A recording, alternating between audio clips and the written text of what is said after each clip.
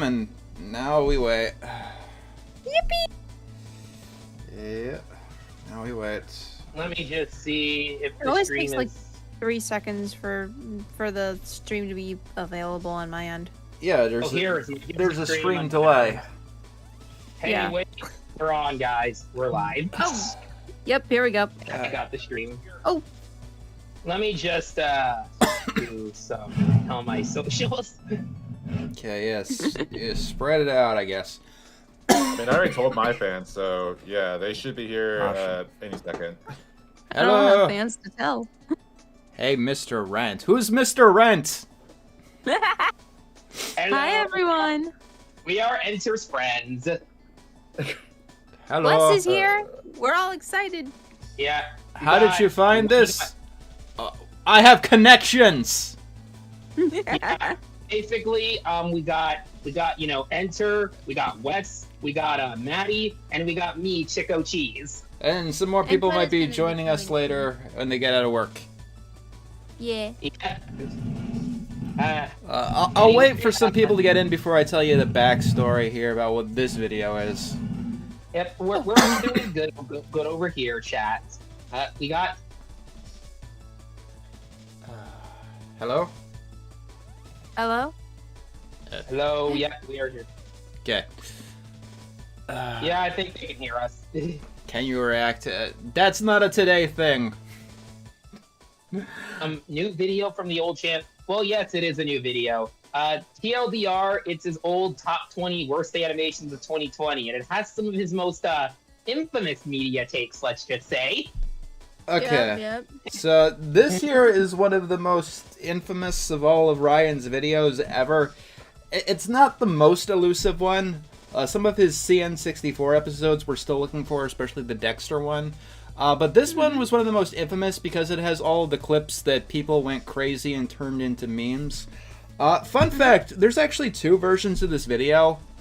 We're going to be watching the second draft. Most of the video is the same, but he did alter some things before the second draft. I have the first draft. We found that too. But Yeah. some of the audio is weirdly desynced, so we can't look at that tonight. Yeah, I saved both. I've got both versions saved too. Yeah, we found this literally yesterday. Yeah. Yeah. Thank you for the donation. Oh, appreciate your coverage. Oh, that's nice. Yes. We Yeah, do our it's- best. What I've learned, because I've been sort of helping out the archive channel find some Star Giant videos, and I've learned that Star Giant is just a big treasure trove for lost media. Yes. Because a good chunk of his videos were videos. He's been basically doing cartoon reviews longer than he's been editing for John. So because of this, and because he was pretty relatively unknown as a reviewer, even when he was editing for John, a lot of his videos just went unnoticed and undocumented. And frankly, when going through a lot of his reviews, he is literally the room of cartoon reviews. Speaking of which, if you like these reactions to his review, the archive channel has been doing some of their own reactions. Some members of the investigation team, like Maddie, have been a part of that. But there's a bunch of other people too. Yeah, Jordan has 2. Yeah, Jordan I and was Dashi in the have first 2. one, I was in the first one briefly. Yeah. So was Dashi. Dashi was in the second one, but I stuck around all throughout the second one, and boy howdy, that was so painful. But it was Yeah, worth it, because I got some good roasts in, all Yeah. things considered. Yeah. If you're curious, this is the video that happens to have the very infamous take he made about Randy Marsh causing the pandemic IRL. Thank you for the donation. Yeah, people in my chat were just asking me what I thought was worse, like the Randy Marsh take or the Turning Red 9/11 take, and I said yes. Turning Red 9/11 was funny. More people should have a Turning Red 9/11 moment. Maybe I will in my content. IDK. Yay!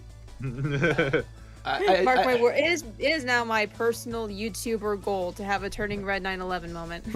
Thanks for the donation. Well, like, why? I enjoy smiling friends. I've never seen I Smiling heard that I it's have actually my own ending. Like the creators are actually ending it by their own choice. Yes. Hi, I'm Mason. The other guest is Jordan, otherwise Yeah, I'm known as Chico Jordan. Cheese. Yeah, Jordan, Chico Cheese. I have my own channel, I guess. I review anime quite a bit. Thank you for the donation, Crimson. If you have any context, you can type it in. I definitely don't want this to be like too many people. This is one I couldn't do alone because Ryan talks about a lot of cartoons that I don't have any knowledge of. I Chico Cheese. Remember Casey from Pokemon? That is a tweet I made yesterday. Okay, that is a tweet I made yesterday. Yeah, that's one of the entries that he corrects in this one. But like I said, I'll probably be looking at the ones that are replaced. Most of these two videos are like completely identical. He just changed the ones that got him into the most trouble, except for the Randy caused COVID thing. That one he kept in. Yeah. For some reason, calling random cartoon characters predators, that was too much. However, saying a cartoon character caused a real-life global pandemic, that was fine. Okay. Let's turn To be fair, this off the person's not music. very smart, so yeah. Let's mute that server for now. Yeah, this is, as you guys can tell by the video's length, this is a quite lengthy one. Thank you for the donation. Yeah. Let's have a quick test to see if you guys can hear it. I'll play for a few seconds. We'll start over and see if you can hear. Oh dear Lord! Since 2016, I can hear, but it's I've been really doing quiet. these top I 10 can hear it, yeah. Okay, if it's I I can hear it, but it's really loud. I think you just gotta turn it up on your ends, respectively, Yeah. because like Oh yeah, Yeah. probably. okay. best Yeah. and worst animation lists for Oh, each year yeah, that I lived live through. stream Because volume I've is noticed way I the tend to fuck have down. different opinions than most people when it welcome. comes to animation. Okay. How's it for you guys? Because I don't think I can make it any louder. Actually, yes, I can make it louder for you guys. There we go. That should do it. I'll once more. Let's try this again. Oh dear Lord! Since 2016, Yeah, I can hear I've been doing perfectly these well. top Yeah, I 10 can still best hear it. and worst animation lists for. Yeah, Okay. that And is. Team's check here too. Yeah, seems the chat can hear it. Yep, I Okay, can hear it, so I am ready for hell. Okay, I gotta turn down my own volume. Yippee! This is a little bit loud for me. Oh no! Protect your ears, Jonathan. Okay. why does my right forearm hurt? Let's start with the intro because he babbles on forever in this long ass video. It takes him forever to get to the point. Let's see what he has to say about this whole project. Oh dear Lord! Since 2016, I've been doing these top 10 best and worst animation lists for each year that I lived through. Because I've noticed I tend to have different opinions than most people when it comes to animation. You don't say. 2016 I actually you know- found to be the greatest year in animation history. In fact, Oh, 2016. Interesting. Who is in the VC? Hi, Wes, Maddie, and Jordan. Yes. Yeah. Oh, hi. As Oh, promised, look. chat, I'm Oh, in look, there's. John's screen hello, now. Zinnia. Coda, I've is I've been in at two work. streams and yeah. Coda is at I've work. been in Yeah, two Coda's streams at in one work. day, yeah. Yeah. He- Coda is at work. We he'll want to be get heading Kota here He'll too. be here soon. Yeah. Thank Yeah, you he'll be for here the soon. donation. Thank you. Yeah, thank you for the donation. Somebody, I don't know who, sent this video to the archive channel, and everything they do, I basically know about. my favorite animation. Oh, thank you for the donation. Thank you. Okay. Uh, Alright. All right, and you guys can be free to comment as well. Yeah, of I course. will be doing that. Oh yes. dear Lord! Since 2016, I've been doing these top 10 best and worst animation lists for each year that I lived through. Because I've noticed I tend to have That's very different bad grammar, opinions by than the most way. people when it. Each year that I've lived through, say something else. Like that just sounds way too much of a convoluted sentence. Yeah, like, were you implying that you were reviewing doing this when you were 1? He put Yeah. Sausage Party and the MLP episode To Wear Him Back Again on the worst animations list. Wait, no, that's the best one because he Oh. glazes To Wear Him Back Again. That's the season 6 MLP finale. He glazes it. So he is putting Sausage Party at number 2 on this best list. Oh, That's Sausage Party at number 2? Really? Sure. Okay. I'm always gonna- It's better because it's better Oh. comedy, and the facts that it in the right way drawn together cavalcade a cartoon comedy. Funniest thing I have ever seen.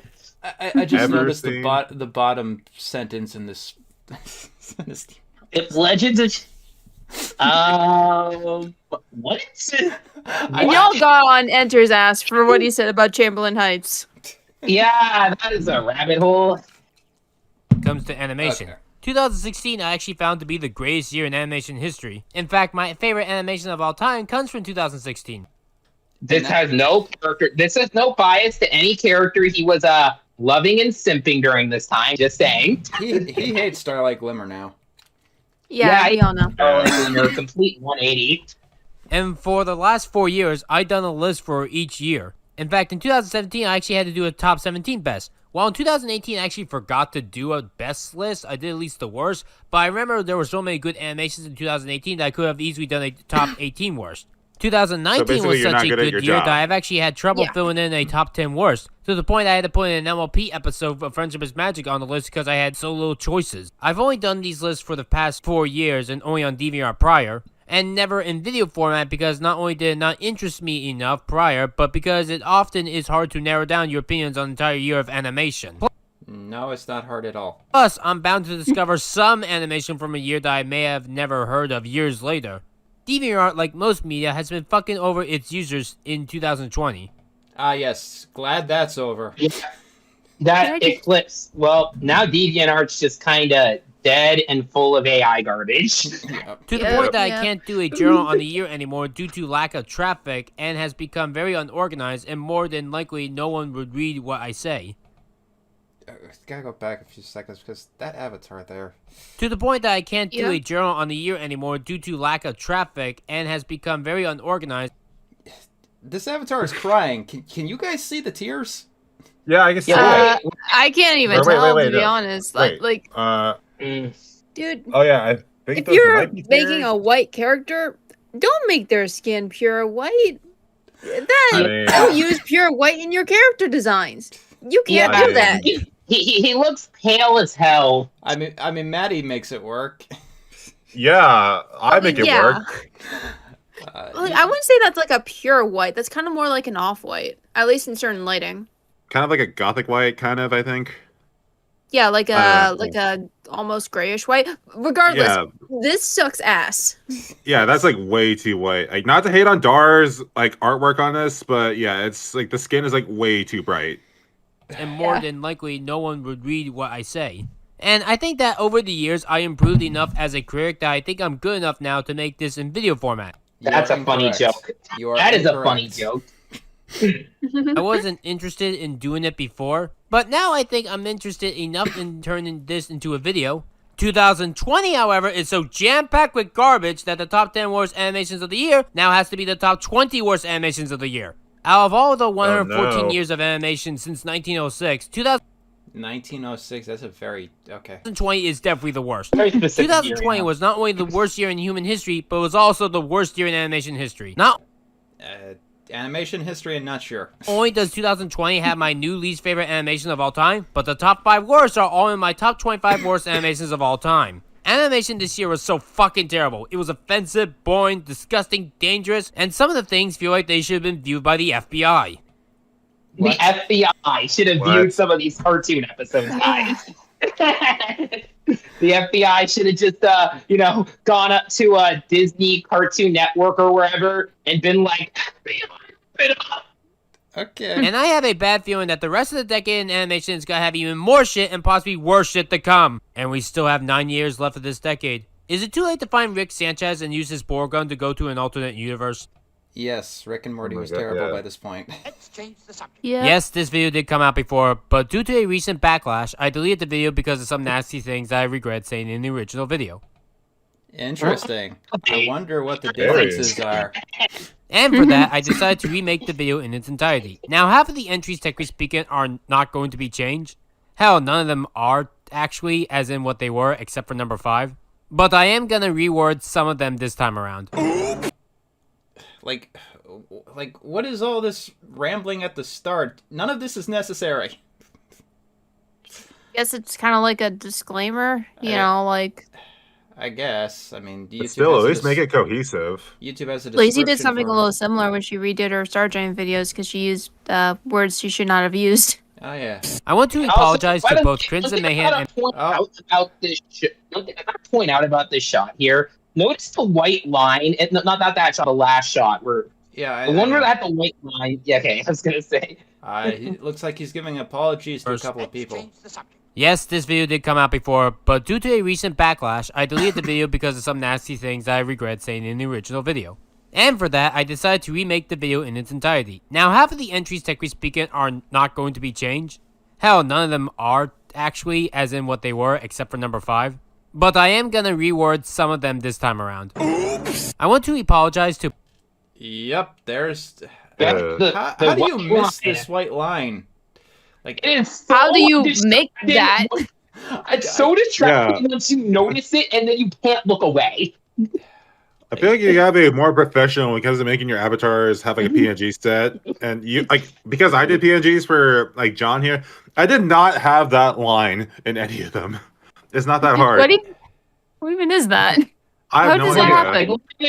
It's like a guideline or something. Maybe it's like some kind of like the outline of like the page itself that I was drawn on, and it was just, yeah, that makes sense. Yeah. okay, so you I guys never want to got it. know who Ryan is apologizing to? Who? Let's hear it. Let's find out. both Crimson Mayhem and Power Loud Girl for my actions. We will go more in-depth with what I specifically have to say about them in the conclusion of my video. I don't want to do it at the beginning due to the fact that I would like to finish the entire review first before getting to my I'm sorry section. Why are you talking? Wow. Why are you giving a foreword about it now? Why not That just was the apologize up point. front? Why is there an I'm sorry section in this video?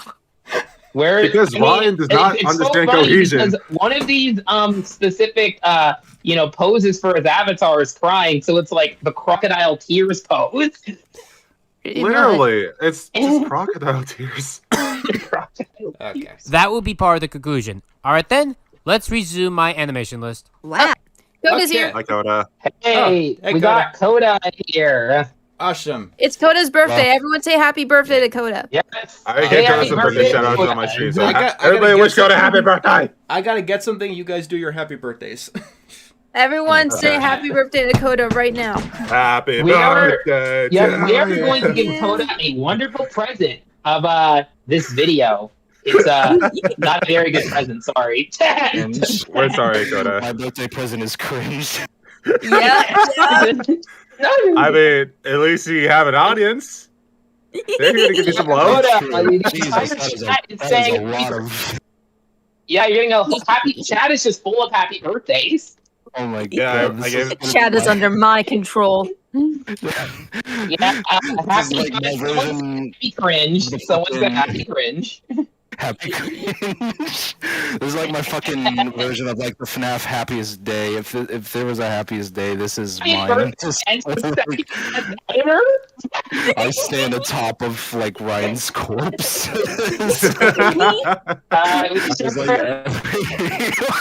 It's like cheers me on. Coda, are you gonna win the Enter Editor Hunger Games?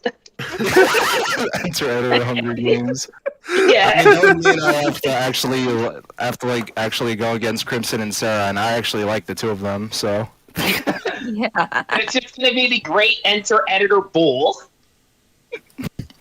my birthday is the same day as Pokemon Day. I know. I keep forgetting that fact, and I wake up and it's like, oh, good, new Pokemon announcement that I can't be excited about because I'm not shelling out for Switch 2. Yeah, Coda, they revealed the Fire Doggo, Doggo starter. Oh yeah, I wanted to tell you about know. that. I Did you know, see and, the like, fire already- Pomeranians? And more kicking I've seen it. Already, like, my servers are, like, popping off with like, art of the new starters. My socials have been just speculating it. My servers have been speculating it. It's, Yes, me and my fucking headset mic are alright. I'm Yeah, a what's cheap up ass. here? I'm not yeah. I'm not like YouTuber quality like John is. I don't make those big bucks. I actually spend my money on fucking bills, alright? Like goddamn. I have a snowball mic, but I'm actually not using it because I actually feel like it's easier for people to hear me when it's not plugged in for like Discord calls for some reason. So, what did I miss? Sarah wants to know if he birthday. can come in. Sarah can come in too. Yes. Okay. Coda, The funny part about this Ah, this is Coda, like you fucking gotta fix your mic. Yeah. Ow. It's a fucking Hi, Sarah. $130 headset. I can't do shit. Hey, long time no see. Hello, Sarah. Here. Kota, your microphone is very we were crunchy. reacting to Star Giant and discussing the editor. John, I need you to fucking understand. I literally don't have anything else right now. Oh, sick. Man-made horror is beyond my comprehension. Yeah. Yeah. Kota's All right. fine. So yeah, for context, reacting to Star Giant's recently found worst animations of 2020 list. And we don't want to die. That's the context.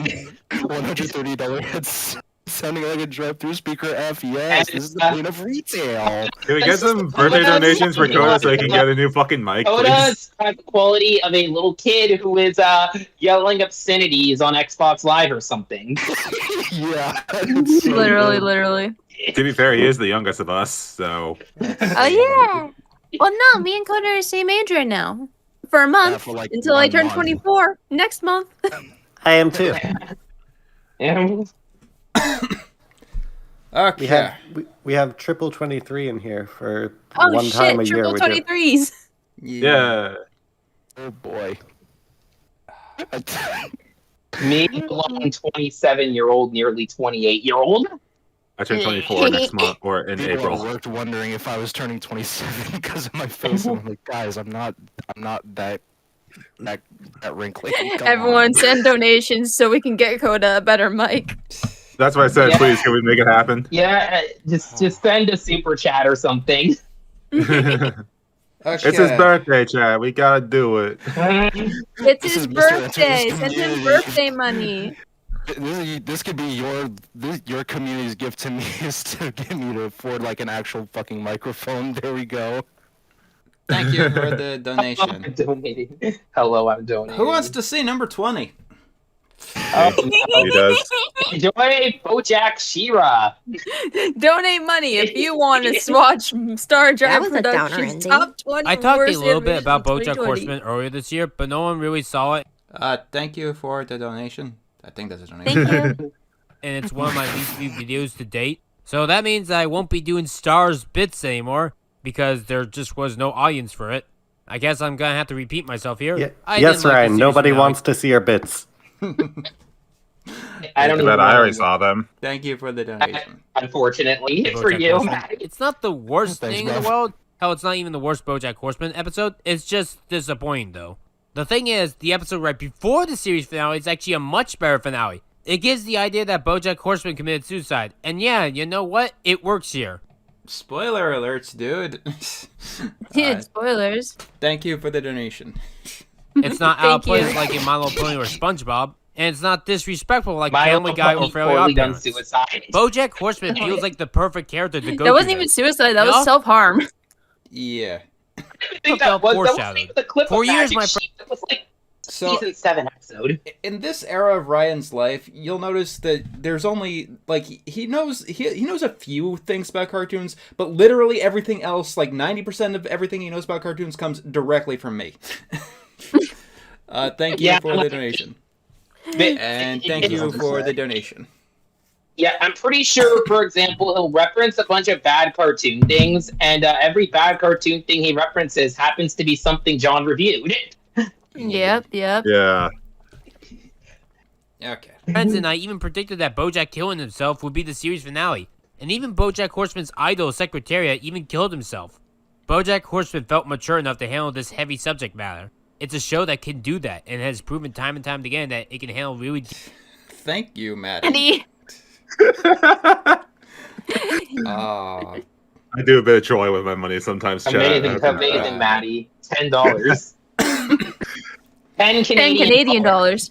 Well, to be fair, I just bought I just bought a mattress last night, so a lot of money went. Yeah, fair subject point, fair matter point. And do a good job with it. Instead, Nights While It Lasts is a very generic series finale.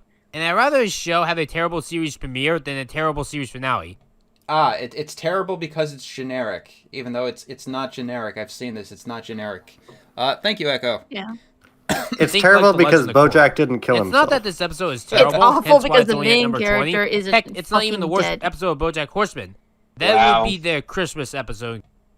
Wait, the Christmas episode of BoJack is the worst one? In case Why? you're curious. In It's fact, Christmas, dude. I mean, like, it's a different kind of episode. It's an episode where they're watching the sitcom that ruined BoJack's life. But I thought it was funny. I thought it was a nice, charming parody. debated whether or not I Totally. wanted to put this on the list more than anything else. It's got some nice moments, like BoJack interacting with Diane at Okay, you debated whether you want to put this on the list at all. There are so many ties in this video, so putting this on the list was entirely unnecessary. Enjoy top 10 worst ties. the very end, and how she was pissed at the fact that BoJack had the call earlier. Thank you, Crimson. And how BoJack said he was. Thank you. Somebody's telling One Kota to shot. play one shot. Coda, I'm going to your look that birthday. up. Coda, Fine, the even though it preference wasn't of true being in the your end. birthday is getting And John BoJack's money. dance with Princess Carolyn was nice to see as well. I am Though, glad that I can be of service to someone.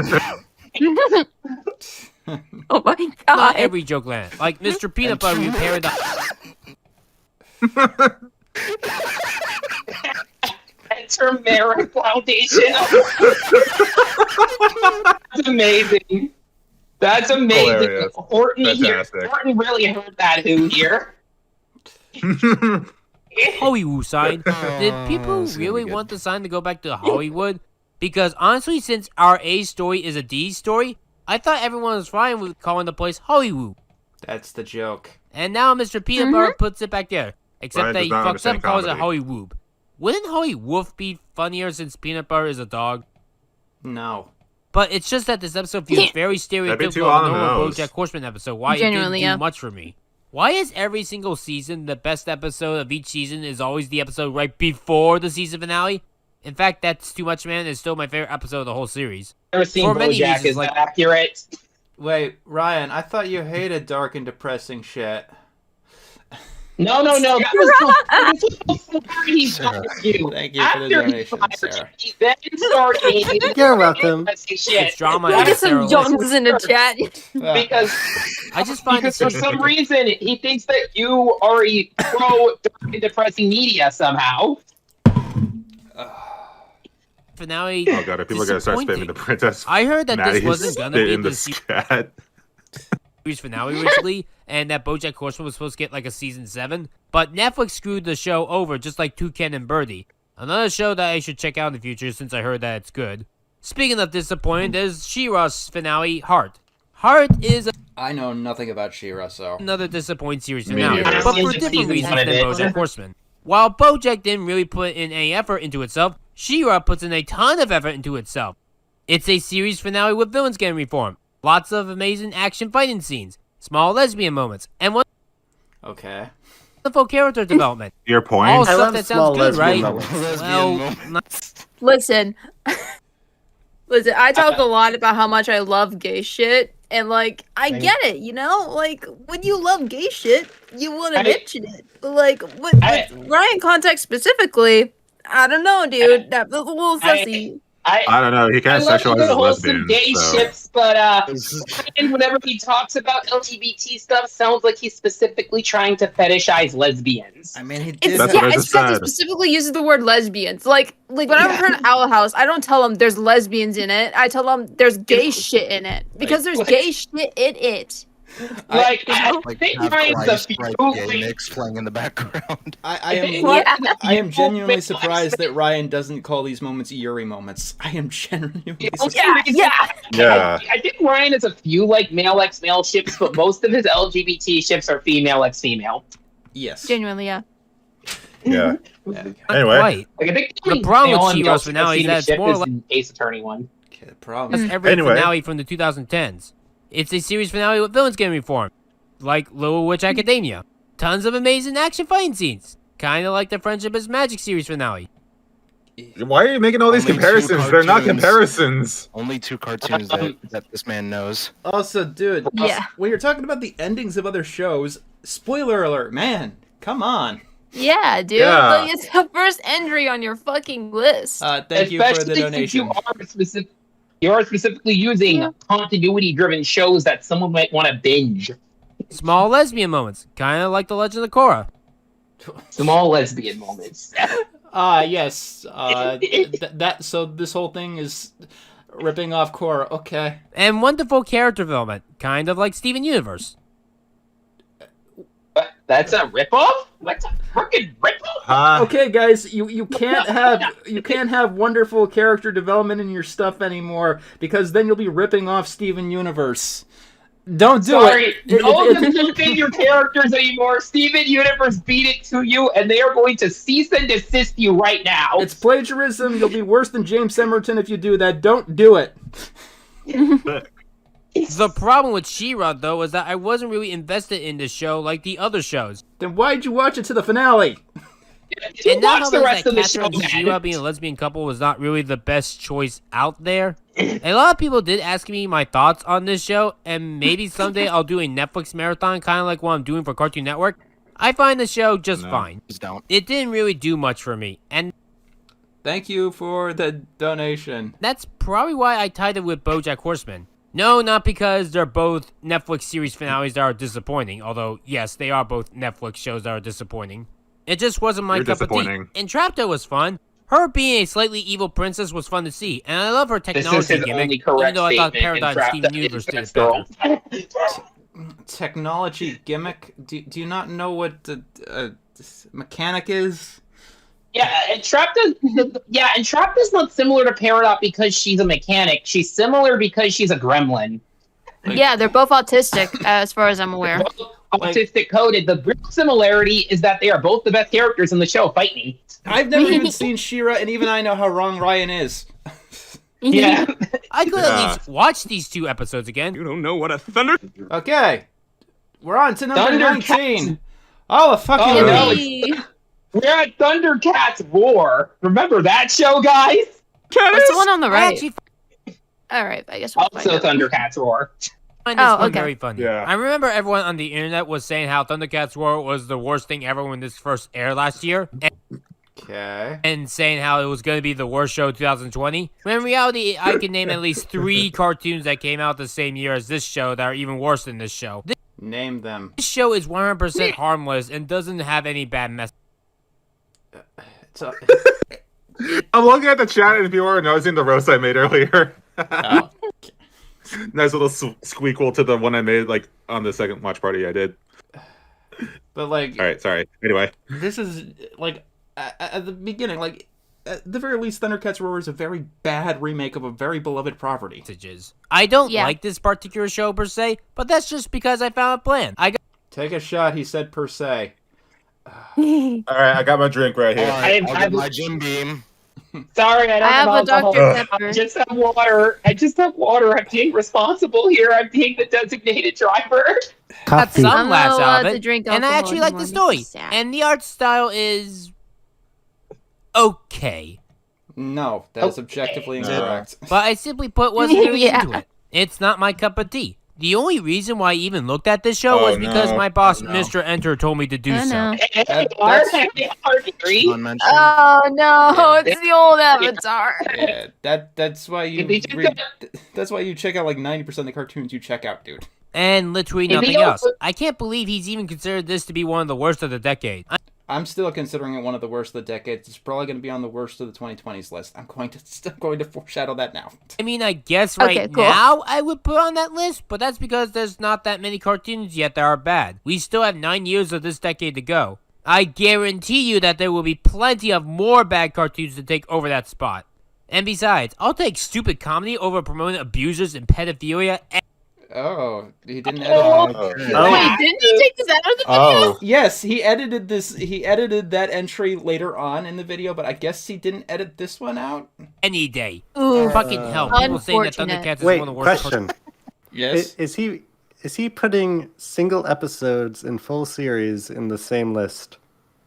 Yeah, More I don't know about full people- series, but he also puts in like movies too. Yeah. He calls them animations, which I always felt was just too broad of a term. It's just his like umbrella term for animated thing, basically. Top 20 worst things of 2020. cartoons Yeah. ever. They're all woke and spoiled. Literally. Okay, wait, Shock you. Wait, I need to go back. Not because that my far back. boss, Mr. Enter, told me to do so. And literally nothing else. I can't believe he's even considered this to be one of the worst of the decade. I mean, I guess right. Can I make this a little bit bigger so I can see that? How does that affect the... You can full screen. No, I can't, because then I wouldn't be able to see the... Oh, well, there you go. Yeah, there we go. Now What are I we would looking put on at? that list, but that's because there's not that many cartoons yet that are bad. We still have 9 years of this decade to go. I guarantee you that there will be plenty of more bad cartoons to take over that spot. And besides, I'll take stupid comedy over promoting abusers and pedophilia any day.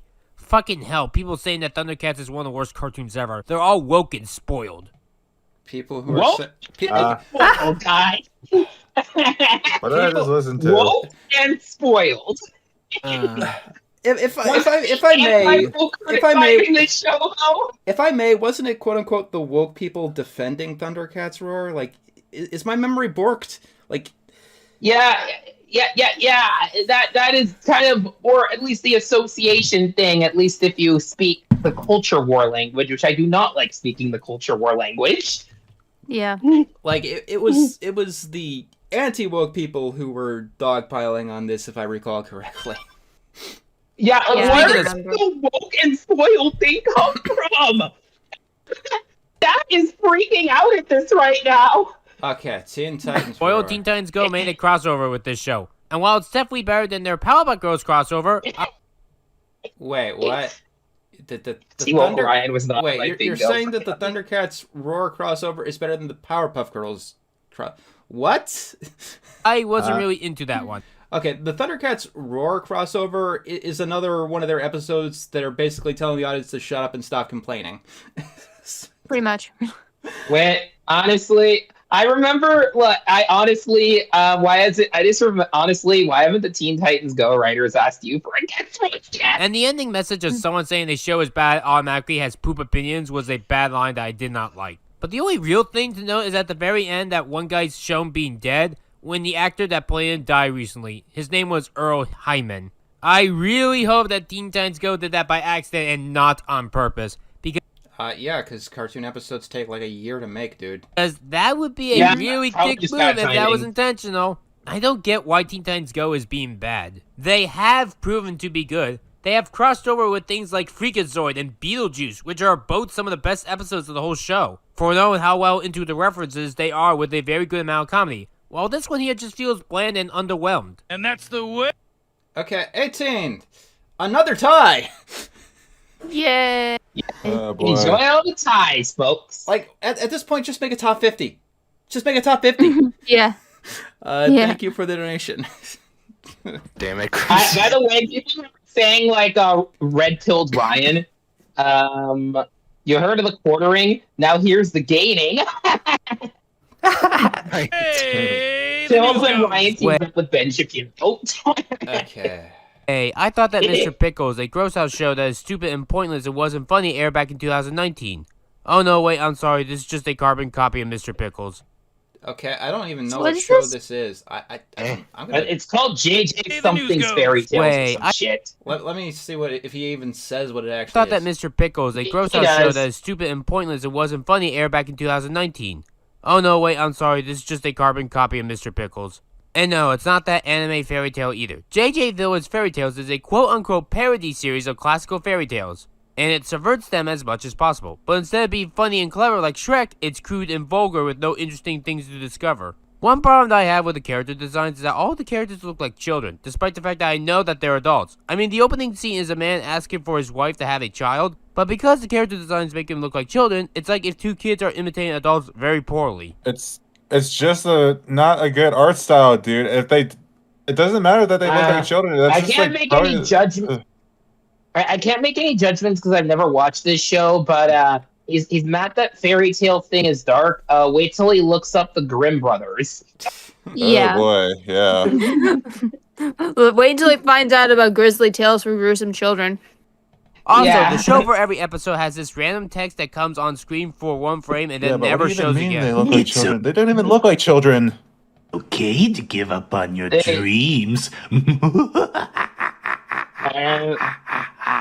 I've actually wanted to talk about this for a while because YouTubers do this as well. When you're Oh, telling boy. humor, you can't make your jokes only last one frame. Because more often than not, most people don't go back to watch the same video over and Oh, trust me, plenty of people do. If you do a gag like Yeah. this, that watch time will spike on that 1 second. This is Yeah. just Yeah. insulting to every YouTube pooper ever. Yeah. Genuinely, yeah. This is a And YouTuber's John- bread and butter. Scavenger hunt to just like And- find your pause button to that. Yeah, and John did this in that big Star Giant video that I did recently where he just called him weak. Yes, I do this all the time. no Yeah. one can. Yeah, Only that was really hardcore funny, by fans the do way. that. When we were watching it. Remember, Josh Scorcher used to do this all the time when he reviewed Friendship is Magic, and it actually pissed me off because I could never read what was said. Pause the Can you video. even read? Can you even read at all then? Like, pause the video. Like, now, like, by 2020, I'm pretty sure we have the option to slow down the video if you had a hard time catching it. Also, they Yes, reference the this doesn't Shining. even read at all, really. I mean, if this was a parody of The Shining, Wait, what? read what was said. Also, they reference The Shining. A lot of things reference The Shining. What do you mean? I mean, Zootopia 2 referenced The Shining. It's just the Shining music. I mean, like, The Simpsons had a full-on parody of The Shining. if this was Yeah. a parody of The Shining, that would work. Bob's But Burgers it's did too, I not. think. It's just random. A lot of Imagine things if- did. Zootopia 2, Ready Player 1, Bob's Burgers. Everything references The Shining. It's like when every Literally one cartoon of the was most referencing. influential horror movies to exist. Yeah. It's Yeah, like when exactly. every cartoon was referencing Star Wars or The Matrix. Yeah. Groundskeeper Willie did his whole pig skit without the part of Snow White. I cannot do it. What does The Shining have to do with Rapunzel? It's a parody joke that makes no sense. I'm willing to bet that 100% of you guys watching this video only heard about the show from me. Probably, yeah. I mean, 5 years I on. have. I mean, at worst, it just looks like generic shock show number 46.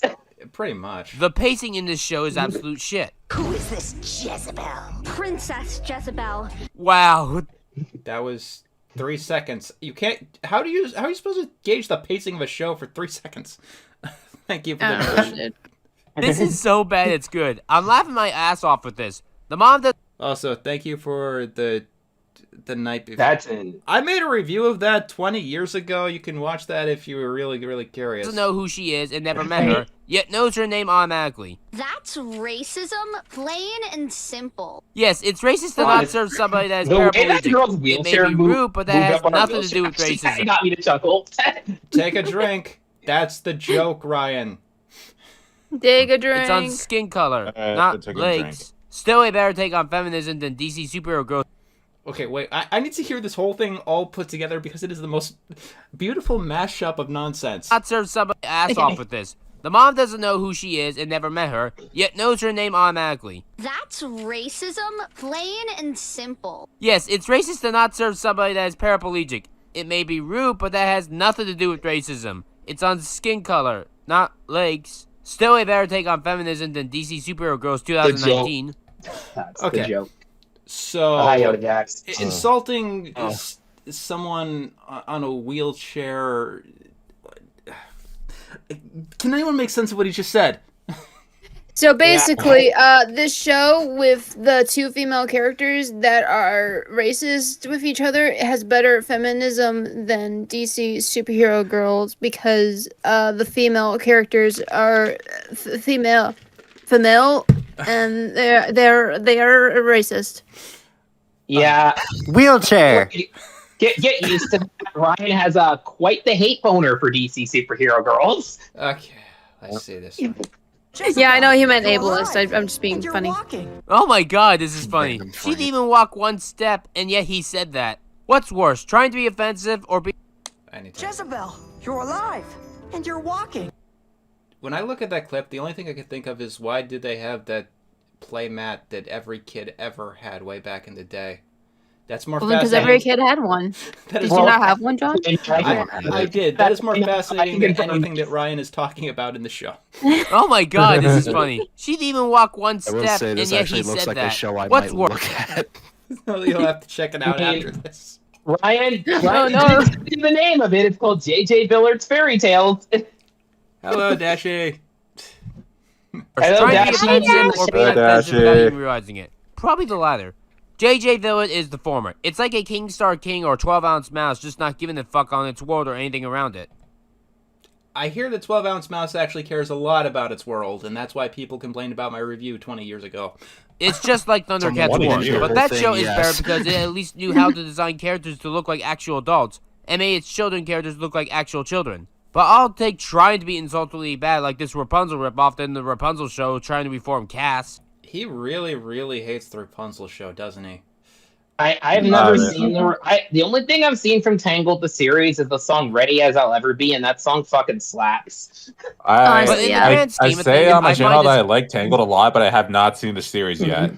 Uninteresting. Haven't either. Rick and Morty Season 4 is no different. It's another Adult Swim product that I find uninteresting. Season 4 is definitely better than Season 3, and there's definitely no episode from this season as bad as Pickle Rick. Hell, Rattlesnake Rick Lacta is the best Rick and Morty episode since Total Recall. What the fuck? Huh? I find uninteresting. Season 4 is definitely better than Season 3, and there's definitely no episode from this season as bad as Pickle Rick. Hell, Rattlesnake Rick Lacta. This is the second. This is the second draft of this video. Like, record a second take. Oh my god! Like this is that was gibberish. This is the second draft of this video. You couldn't fix this. Like, I can't judge too hard. I make these mistakes a lot. I mean, I literally got like told by my editor, who was going through my audio for a coming video, to going, "Hey Chico, re-record these lines because you said someone's name as Kurt as Coat." The best Rick and Morty episode since Literally, Total that's what I did. I was recording and it. Total Recall is my favorite Rick and Morty episode for the record, but it's not to say that Season 4 is the best season. Season 1 and 2 are still better, with Season 4 coming in third, but the season finale was definitely the worst of the season. Okay, so the show is trying to do like the typical 2010 Cerebus syndrome of how... Please don't use TV tropes words, Ryan. You're not qualified. Some kind of grander story that lasts more than one episode. I feel like not allowed this to show use and the TV tropes typical words. syndrome is. Editor's note: it's mainly a dramatic. Yeah, Yeah, I don't think Ryan, Ryan's didn't you the one complain about people doing? Didn't you complain about people doing this in the last entry? I think so. Actually, wait. Did he even do like an entry transition? I feel like this just went from one show to the next without anything. No, this entry is a tie. Yeah, because they're ties. He just can't transition ties. He transitions between the numbers, but like every number so far has been a tie that he doesn't transition between. Right. TV series have proven to me that not every show can pull this off really good. Sure, some can, like Friendship is Magic, Steven Universe, and Little Witch Academia, but saying Steven Universe pulled it off is a little bit debatable. Syndrome is at the flip of a coin. I love Cerebus Syndrome, but I also only love it when the story is... I love it how he changed literally every single one of his opinions when he got kicked out of my universe. Yeah, because I like I said, I think he thinks you're some like very loves Cerebus Syndrome, loves everything being continuity driven, which is someone who's been friends with you for years, I can tell you is laughably incorrect. You will be like posting us Ed Netty clips a lot. Yes. John does a bit of trolling every day, chat. It's written well, and one of Rick and Morty's weaknesses is story. Let me put it like this: one of Rick and Morty's weaknesses is story. They can tell a good one every now and again. Best season 4 episode is Rattlesnake Rick Lactica. You again? It did it again. Twice. Twice. Man cannot say the title of this damn episode. It's not even a pun on Rattlesnake. It's a pun on Battlestar Galactica. Oh, this poor guy. Right. Because it's everyone's bringing up how he's mentioning Little Witch Academia, and I'm like, Ryan needs to stay away from the girl failure known as Akko Kagari. Stay away from her. Thank you for the donation. Thank you for the donation. Oh, his best movies of the 2010s is All Ties. One-time episode that is filled with joke after joke after joke. It's a non-stop laugh ride, and you know what? Star Mort Return to Jerry is also a laugh ride. I think it's a funny episode. Context. Summer is wearing the invisible belt. Okay, I need more context. What's the invisible belt? It's the belt that makes you invisible, Jonathan. But the what more problem is that context do you need? Main focus of the episode is on the clone Beth. I'm just gonna come out and say it. I just don't care. Like, I fucking just don't care. But the clone Beth is one of the more interesting things the show has done. Rick and Morty works with only Rick and Me when Morty. watching Ryan's And content. I just don't care. Sometimes don't some fucking people care. go, fuck Beth Only and Jerry. Rick and They are Morty. the worst duo in animation. And the clone Beth thing goes nowhere, especially since Rick randomized them. Because that's how they ended this. They followed it up later, dude. Beth ruined season 3. I mean, she started that season off saying, Jerry's going to spend some time divorced. only for her to get back with Jerry at the end of the season, meaning that the whole season was pointless. And here's the funny criticism. Spoilers, I actually dude. love Rick and Morty when it's pointless. Because, no, Wait. That's So- called a What? fucking season arc. So you hate So let's start here. You hate the finale because of the clone Beth thing, but then you say that the clone Beth thing is pointless. Then you're saying you love Rick and Morty when it's pointless. What worms Make up your have mind, dude. What worms have devoured this man's brain? Can we even assume that this man even had a brain to begin with? wait, it doesn't tell a story, but rather That's really literally funny jokes and one interesting brain cell. scenarios. But episodes like the ABCs of Beth and Star Mork Rick turn to Jackie Jerry took are just black brain episodes that cells. make me worry about the show lasting another Thanks. decade. What a bore. Oh, thank hey. God we're on number 17. Yeah, Really funny jokes Let me- and interesting scenarios. But episodes like the ABCs of Beth and Star Mork Rick turn to Jerry are just episodes that make me worry about the show lasting another decade. What? Also, I love how all of these are finales that he gives no spoiler warnings. Also, we're at number 17. It's another tie. Yeah. Of course. Another of freaking goddamn course. fucking tie. A bore. God. Oh dear God. These two here are some of the most boring video's pieces of animation I ever sat through. ChatGPT. FYI, I love Okay, so Literally. Got Madagascars and Where's Waldo's. how the Madagascar first movie is about Morty exploring the What's city the for the first time ever. theme? What are we doing? I have no Apparently, And I yet the guess they're TV prequel equally as series bad. that Morty goes to the city all the time. But let's start off with Where's Waldo first. Did you know that they made Where's Waldo into a cartoon? Well, I'm not surprised. Eventually, everything gets its own movie or TV show. Now, true, there are educational products that aren't shows that do get turned into shows that are good. I heard that Carmen Sandiego is one of the greatest Netflix shows of all time, which is apparently a series that I need to look into. You guys do recommend me a lot of cartoons all the time. But no, the Waldo cartoon is, not good. So people recommended you to watch the Carmen Sandiego show. You didn't watch that, and then instead you watched the Where's Waldo cartoon. Why would you do this? Why would you do Why- this? I have Why never. are you I didn't gonna even review know it? Where's Waldo had a newer cartoon until looking at this video. The book series that the show is based off of has even less of a story than Rick and Morty. It's What? Where's What? Waldo has less of a story than Yeah? Rick and Morty. Yeah, that is a true No sentence. shit. Yeah. No shit. Yeah. It's an I Spy children's book. Of course it doesn't. It's literally I Spy, but you find a man named Waldo. I really do love Only in the United States. In some countries, he's named Wally. the book series, and I've read them since elementary school. Where's the drawings Willy? in Ah, yes, you Yes, read books with no words. Good to know. Yeah, good job. Well, like we said, this person probably cannot fucking read. Thank you for the donation. them are still some of the best pieces of art that I've ever seen in children's literature. They're very creative and tell a lot of its own story on just one beautiful image alone. So I guess the question that I have to ask is, how the hell do you turn something like that into a cartoon? Oh, I know! By ripping off Dora the Explorer. God. Where's Waldo is a ripoff of Dora the Explorer. This is going on Star Giant Productions' Quote Grave. Okay, you're gonna have to explain this one to me. Go Oh, slowly, elaborate. please. I've never seen the Where's Waldo show, but I have to know how it rips off Dora the Explorer. I really do. Which apparently that show ended like in August of 2019 from what I gather. Which is fitting because Where's Waldo started right when that show ended. It tells me that this show is some kind of cash grab. Even So, So because Dora the Explorer What? ended, people wanted to cash in on that, and so they made a Where's Waldo cartoon. they wanted to replace Dora the Explorer with Where's Waldo. Which, No, by the I way, this don't person think just that- calls everything a ripoff of something, and it is so goddamn annoying. I mean, I remember High Guardian Spice, the ripoff of Modica Magica. Thank you. Exactly, For the he'll donation. actually say that. Thank you, Jimmy. heard of anything Waldo-wise since at least high school. But this show does a lot of fuck-ups that surprise me. First of all, this Wait, go back a few seconds.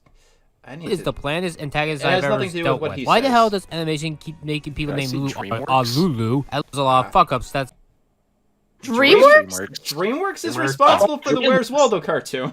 Interesting. I mean, that makes sense. Interesting collab here. Wait, that's the theme. They're both DreamWorks properties. Fuck. There it is. Honestly, I kind of want a DreamWorks Where's Waldo movie. I feel like if they had a full one with their full team, they could actually cook.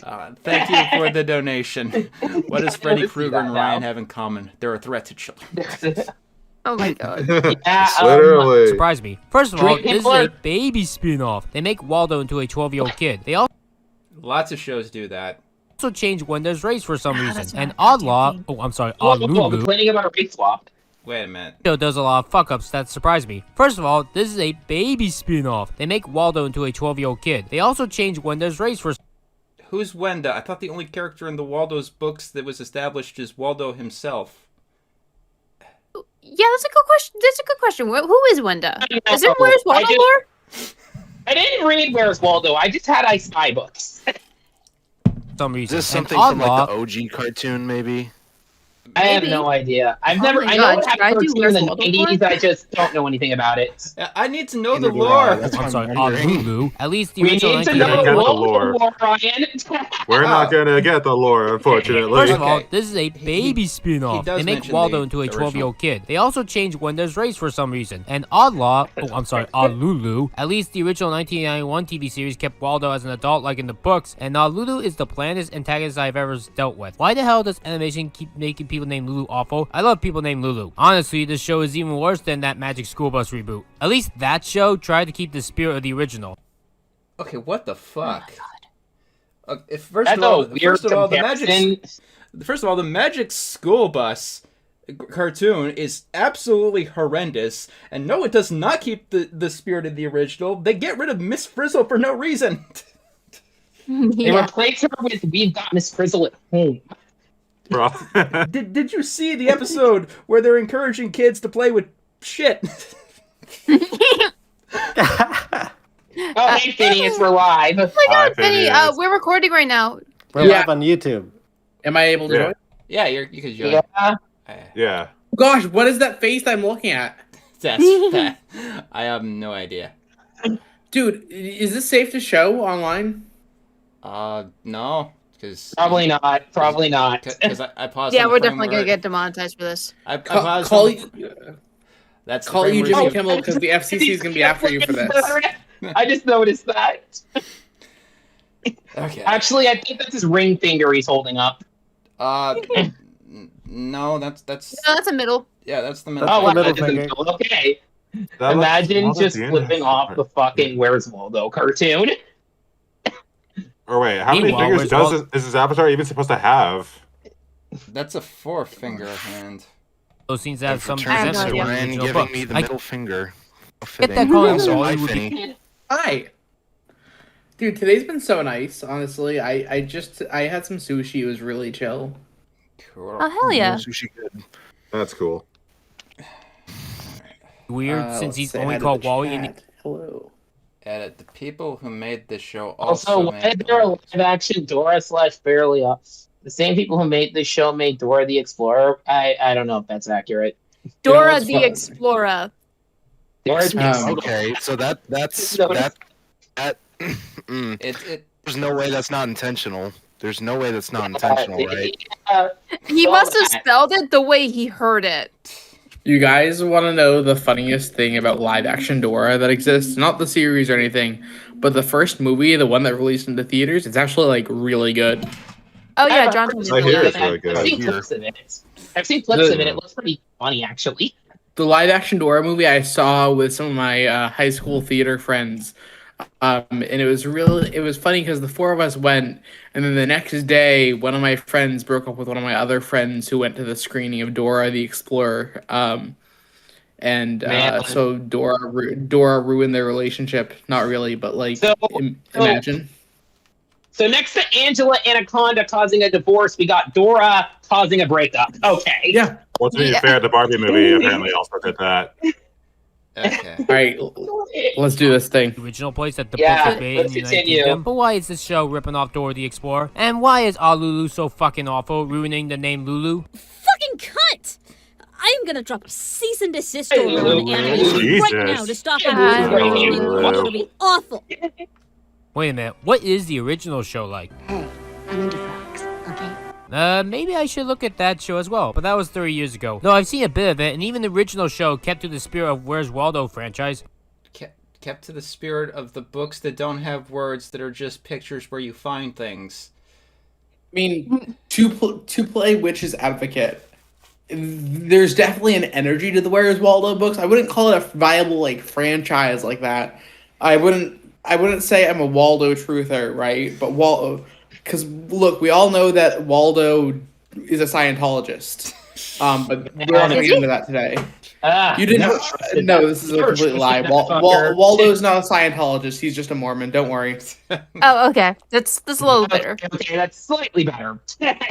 Okay. But we need to focus back onto the reboot. The most baffling thing about the show is when they do the whole Where's Waldo bit. They'll have Waldo hide in the episode for you to find. Now, in the books, this was the main point and often can be tricky. There are many times, even as an adult, I can't find Waldo. And either way, it was always fun to look at. Plus, there were more things to find other than Waldo, like his evil rival whose name is spelled backwards. And the 2019 series is the easiest game I ever fucking played. Look at this! Waldo was always a book game like kids, but adults can at least enjoy them. Will an adult enjoy a game like this? Well, maybe a narcissistic adult with little self-esteem that gets...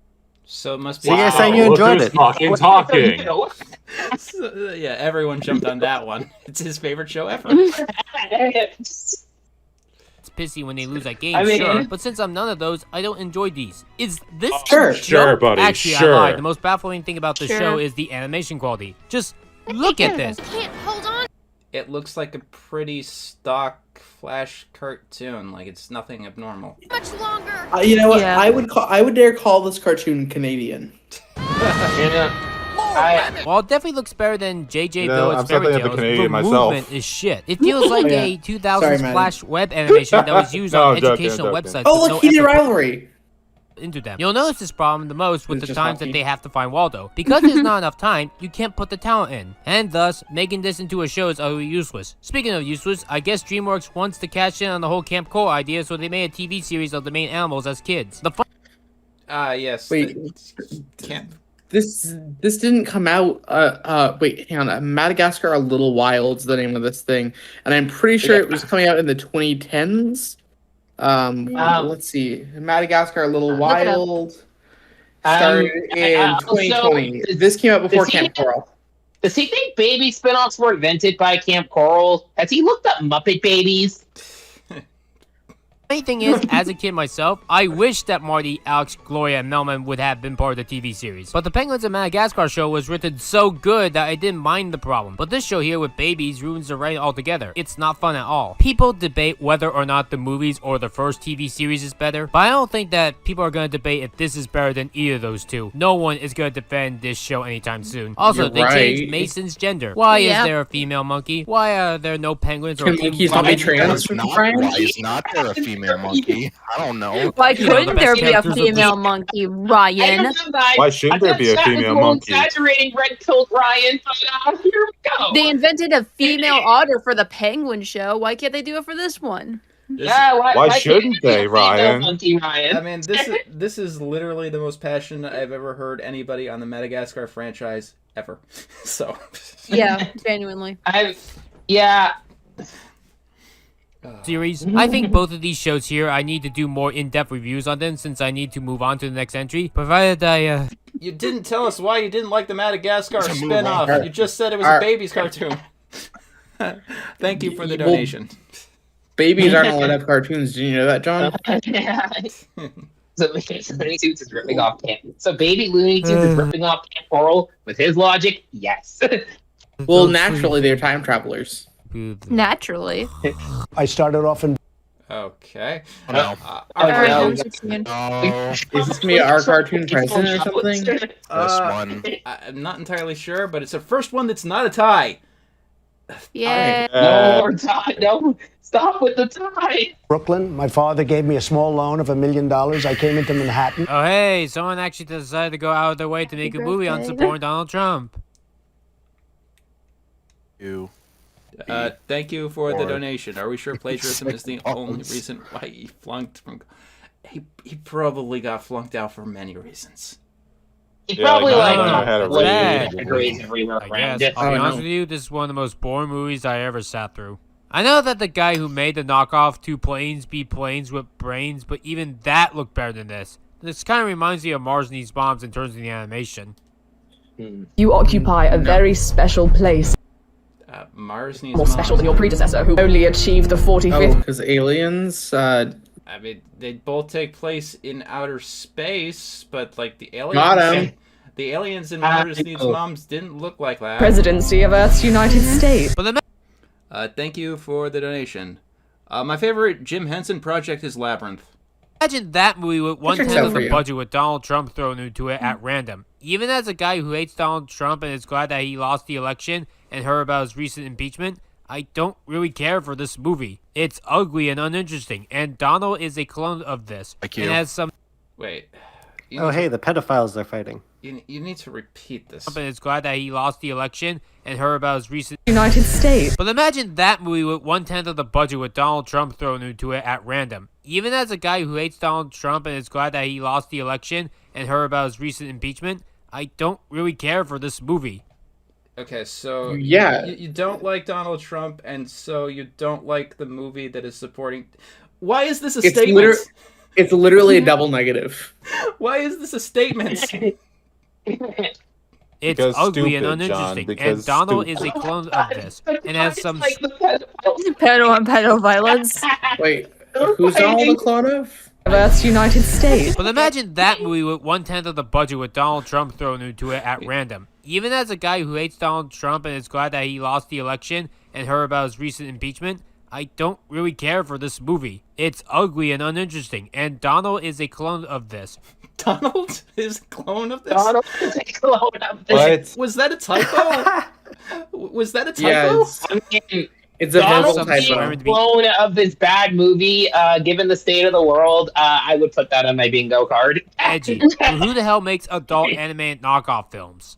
I suppose I should put this higher on the list because of all the shit that happens, but I'm too bored to care. You think that's...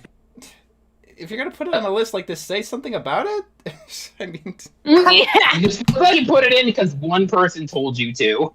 I know nothing about this movie after that entire entry, except that it Yeah, I features Donald didn't Trump. even see Trump anywhere in those I clips, would love honestly. to know the storyline a little bit. Like, can you tell me It why can die. Donald Trump is in space? Can I have Awesome. that? Another tie. Yeah, another fucking triple course. fucking Family Guy Hallelujah. episode. I think you know that animation is a shit year when the worst Oh of Family god, Guy that doesn't avatar is fucking horrifying. even make the top 10. So the That's first his episode, bedroom Meg eyes avatar. What's bedroom eyes? Stop coming on to me, witch. fakes her own death for her own selfish needs. Chris realizes that she faked it, and then he puts her through hell for doing something so heinous, and the family doesn't give a shit on Meg after that when she needs to learn a lesson. Oh, I'm sorry. That's how you would write this episode. Instead, people accidentally mistaken Meg for dying, and the family treats her like shit. Meg even decides to take this as an opportunity to escape her abusive family. Until the episode literally ropes her back to the Griffins and she has no say in the matter. And of course, no one gives a shit about Meg in this episode because that's what I expect from Family Guy nowadays. Once again, this is something like a seahorse she-shell party situation where Meg I don't think you even She-shell. mentioned the episode's title. is caught in a bad situation but has to deal with her abusive family that does not and never will ever care for her in any situation. While this is nowhere as bad as that episode, how I wouldn't even put Better Off Meg in my top 10 worst Family Guy episodes, this episode here still has problems. Like no one giving a shit about going to Meg's funeral. They Ah. I don't think anyone would give a shit to go to your funeral. even made Stewie unlikable because he was at an arcade and just had Holy a hologram shit. at the funeral. Hollywood Don't to do throw that. Don't ruin tomatoes Stewie. at I him. love Stewie. And the jokes in this are just unfunny. Ha ha, Catholic priests are pedophiles. Wasn't that They joke are. run into the ground years before I was even born? The Griffins mistaken Meg for a barrel is just... Yeah, this is so real. Why are they doing this shit again? Speaking of which, whenever I talk about Family Guy shitty stories, people usually reply to me with, "You should just focus on the comedy." As in, I shouldn't give a shit on the story. Many people like to tell me that if a story is shit, you No should one just watches focus your on the videos, comedy no, they because there don't. are people out there that like to believe that your comedy will make up for everything if the story otherwise fails. And so Cutaway Land was shoved in my face for proof that Family Guy can still be a funny show. It's not, or rather this episode is not funny. It's not that this has a bad premise or anything. Hell, it's a great premise. One of Family Guy's problems, especially in recent years, is that it has too many cutaway gags that prevents the story from progressing or reaching a good climax. You know, I watched some of like the original seasons. It's always had the cutaway thing from the beginning. They haven't gotten more frequent. It's exactly the same as it's always been. Literally the first Family Guy episode, there's literally a scene where they have like several cutaway gags in a row that all have the same joke of Peter getting drunk on weird things. I think one of the funny things, so as someone who's become a bit of a Simpsons scholar in the past 2 months, and not to bring Simpsons into this, right, but both Simpsons and Family Guy are shows where their worst traits nowadays, as far as structure goes, are things that they've already had, but they've kind of flanderized the writing style to the point that they keep doing it. For example, like The Simpsons has always been doing the first third one story, last half another thing, and Family Guy's always had a lot of cutaways.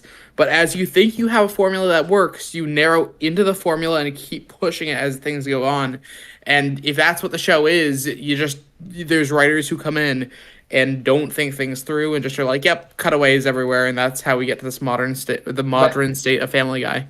I will say this. Get your Simpsons scholar thing ready, because Simpsons is the entry after this. I will say this. Yes, sir. I will say this. Family Guy has always been a show that's more enjoyable to watch in small clips than it is in full episodes. I believe that. Zoomers realize That's probably why it's so big on TikTok. Yeah, Zoomers cracked the code of Family Guy, let's just say. Yeah. But this episode here cuts out the middleman and decides to make an entire episode of cutaway jokes that Peter Lowe's going into. And that they go in past ones to get out of a weird vortex of cutaways. That sounds like fun. That's actually a good idea. At least the way that I did describe it. Instead, the episode doesn't even feel like using this great premise. It does nothing but meander. It takes 5 actual minutes to get to the premise of the episode. And the first 5 minutes gets ruined by having a cutaway gag that feels out of place. Followed by, what are they called again? Dad noises? Well, regardless, they have Lois throwing away something in the trash. And it's just 30 seconds of her walking and nothing else. Why is it that when shows or movies have interesting premises, they take forever to get to them? I never understood that problem. If you have an interesting premise, wouldn't you want to get to that right away? I'm surprised that he didn't complain that this episode just referenced The Shining. Yeah. Well, it's one of those things also with the premises where even when you have an interesting premise, you gotta find some way to set it up. Often with a recurring show, because the truth of things is it's a lot harder to drop someone into a weird premise immediately, and you gotta find a way to build it. I completely understand how it happens from a writing thing, but it's one of those things that you should take a few more drafts to sort out yourself. Yes. That way you have plenty more time to explore on this interesting premise. I forgot to mention this on my MLP list, but as much as I love the episode She Talks to Angel, I always hated that it took like 9 minutes to get to the body swap of the episode. And for Cutaway Land, they do a piss poor job explaining its premise. Not as bad as the movie Your Name, but it gets very tedious. Like Peter and Lois say the same thing, and that gets them. This person just hates Makoto Shinkai and his movies, and I do not like that. Thank you for the donation. Like, for all my problems with the movie, I don't think getting into the premise was one of them. I thought it was paced fine. It's just the ending makes no sense. Up in Cutaway Land, but they try it again, but it doesn't get them out of it. And the only way to get out, they have to kill Hitler because of some 16-year-old autistic fanfiction. I have no idea if Family Guy is making fun of Cerebral syndrome. Yeah. Yeah, I don't understand. I couldn't tell if that was him saying a bad joke or if that was actually in the episode. Yeah, let's hear that again because I need some context here. Them out of it. And the only way to get out, they have to kill Hitler because of some 16-year-old autistic fanfiction. I have no idea if Family Guy is making fun of Cerebral syndrome or autistic people or both at the same time. Thank you for okay, so it's an in-show joke. Yeah, I haven't watched, this is so funny as someone who's only really familiar with, like, earlier Family Guy, getting to this. It's like when people told, and I heard about the episode where, Stewie got pregnant with, the Brian's puppies. But my main problem with this episode is its humor. Every time that they try to tell a joke, they instantly make a dozen unfunny jokes alongside it. The most notable example is when they're in the pancake ER. It's actually a pretty funny joke. In this cutaway, it shows a pretty fictional yet funny interpretation of cooking and how if you cook a bad pancake, it needs to go to the ER to be better. It's a really funny it's joke, funny. and it fits the tone of the show pretty well. It also gets ruined with this This line sounds here. exactly like ChatGPT. We need this wing for COVID. Wow. Family Guy missed the point on cutaways completely. See, the cutaways in Family Why is this a different? Why is this? If you're going to introduce COVID, why isn't no one wearing masks? Okay, I need to hear what It the fits actual the tone of the joke show was pretty here the well. first time. It also gets ruined with this line here. Pancakes aren't people. We need this wing for COVID. Wow. Family Guy missed the point on cutaways completely. See, the cutaways in Family Guy usually work because they're nonsensical enough and so detached from reality that you can usually laugh at its absurdness. But when it introduces real-life serious things like COVID, the illusion gets ruined. And what we get in the end is some rancid humor. People always accuse that all the time. Seth MacFarlane is this terrible writer for Family Guy that has gone stale since the start of the 2010s decade, but in reality he hasn't written an episode of the show since 2010, and has stated multiple times that he wishes that Family Guy would end, and he's actually glad that the show has gone downhill in quality because he wants it to end as well. All Seth does on the show nowadays is more or less the voices in... What? Cite your sources, Bachelor. Yes. I mean, yes, he's not like credited as a writer. He's still an executive producer. No one actually knows how much input he has on the modern episodes besides voicing like 90% of the characters. Well, executive producer is still to this day in the film industry one of the least set in stone roles ever. Someone can be a producer for giving them money. Someone can be a producer for giving them a creative idea. Someone could walk in there and make a pancake breakfast for the crew one day, and bam, they're named a producer for the episode. Yes, it's one of those roles that you as the audience don't fully understand because producers have such wide varying roles that it's basically the role of you contributed in this way that matters to the project. That's how you get a producer credit in the world. And that's why you have so many things like in the world of Broadway, so many Broadway shows will have producers attach themselves by giving money to a project while not having any actual creative involvement because it's a way for them to get some more credibility on their name. But that's just a theory, industry theory, because I went to film school. Yeah. Damn, I wish I went to film school. But anyway. You should. I want to go to film school. Very lovable guy. He's one of my favorite people in the animation industry. He's also one of the leading people for LGBT rights. In 2007, he was part of the writer's strike. Is he? He does a fucking amazing... I mean, he is leftist, ain't he? Yeah, he's definitely liberal. He's liberal, but he has an interesting track record on trans characters in his shows. Let's just say that. Yeah. That Quagmire episode about his parent, let's just say. I wouldn't call him one of the leading voices in LGBT representation. Right. He's liberal, but I don't think he's an activist. Let's just say that. The frog. I don't the Orville, know what's been really defined with his takes, but I know he's definitely pretty far left leaning as far as it goes. He's been really having fun in, and I've seen a few clips of the show, and he is very funny for what I have seen. Seth MacFarlane is a genius, which makes me worried that when Family Guy is bad, he gets blamed for the shit even though he's a sweetheart that did nothing wrong. He created the show and made it originally good. It's Fox/new people that turned it into garbage. So when shitty episodes like this occur, don't blame Seth, blame the actual writers. Oh, if anything else when this episode doesn't piss you off, it's the fact that this episode ends as a dream is one to do that. Why is this in 2020? Why do people still do dream stuff in It's a comedy, does it matter? 2020. Why do people still do dream stuff? But writing dream stuff is fun, though. Yes, I know that Mom and Family Guy It's like asking why do people still have dreams in 2020. Yeah. Dream stuff is with fun amazing and gives episodes you like more A of Lot creative canvas. going on upstairs. Dog Bites Bear and Disney's a reboot. Hell, recently I just discovered my new favorite episode of the whole series called Regarding Carter, which is filled with gag after gag. I had a hard time not laughing. Even has my favorite joke of the show with Joe smiling Carter getting in a wheelchair. So the show can be funny. Hell, even teaches a great moral on gun control of all things. They say that guns kill people, but it also saves lives. So the show can be great and funny. So please be funny then. Why are you writing a... Okay. Okay, is that a four-way tie? The Simpsons. We're doing all right, Phineas. Get your notes out. It's The Simpsons. I think this is a three-way tie. Because it's a four-way tie. I mean, it looks like a six-way tie. Yes. Oh my god! Wait. That's six different episodes. Six-way tie. Oh my god! Yep. No, oh my god! Oh Wes, I don't think we're mentally prepared for this. Okay, let's Hold my hand, Maddie. let's see what he has to say about The Simpsons in 2020. True sign that we are all living in the apocalypse is not a dangerous virus or radical racism riots. It's when modern Simpsons ends up being worse than modern Family Guy. I said the 2 Family Guy episodes prior wouldn't make their top 10 worst. Meanwhile, these 2 Simpsons episodes do make their top 10 worst. So, in the miseducation of Lisa Simpson, the first half directly rips off Marge versus the Monorail. No, seriously. Okay, you're gonna need to explain this one to me. They didn't even try to bother changing the setup. All they changed were the characters and the quality. Okay, how did they do it? Instead of a greedy Mr. Burns dumping toxins illegally and getting fined $3 million, we have the sea captain acquiring treasure after seeking it for 40 long years and he got it legally. Until the episode has an asshole and saying that it belonged to Springfield because Quimby rezoned the place the day prior. And the... Okay, that's not a ripoff, that's just reusing a catalyst.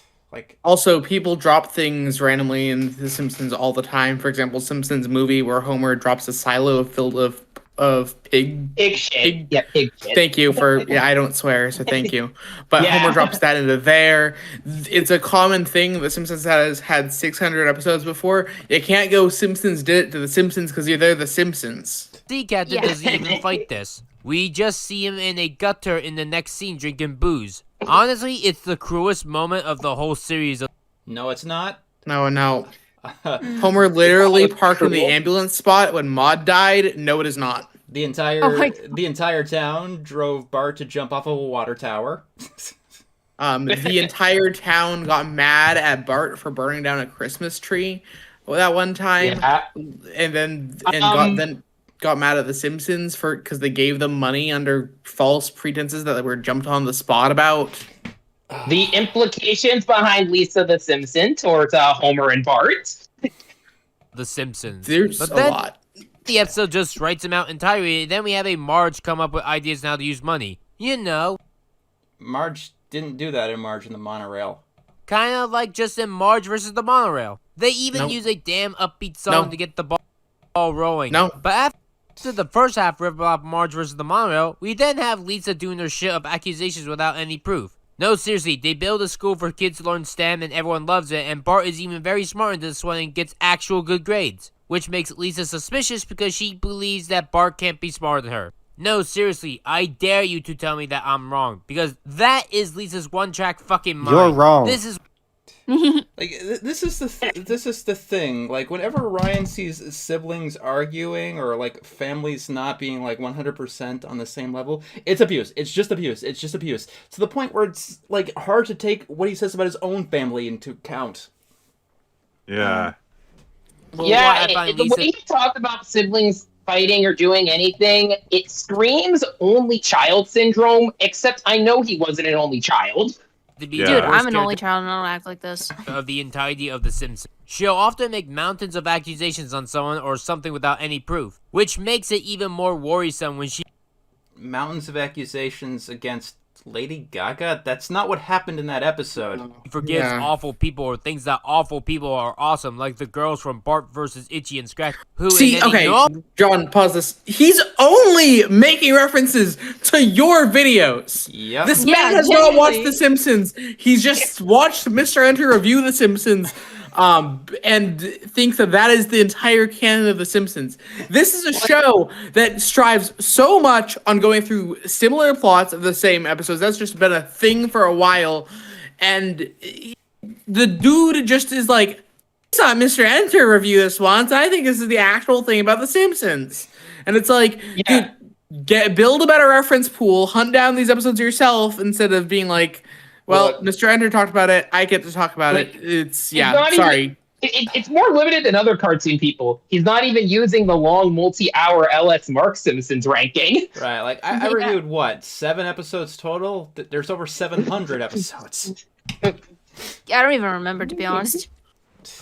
I don't watch enough of John's content to really know myself. I've watched 243 episodes of The Simpsons in 2 months. There's so many other episodes you could use, sir.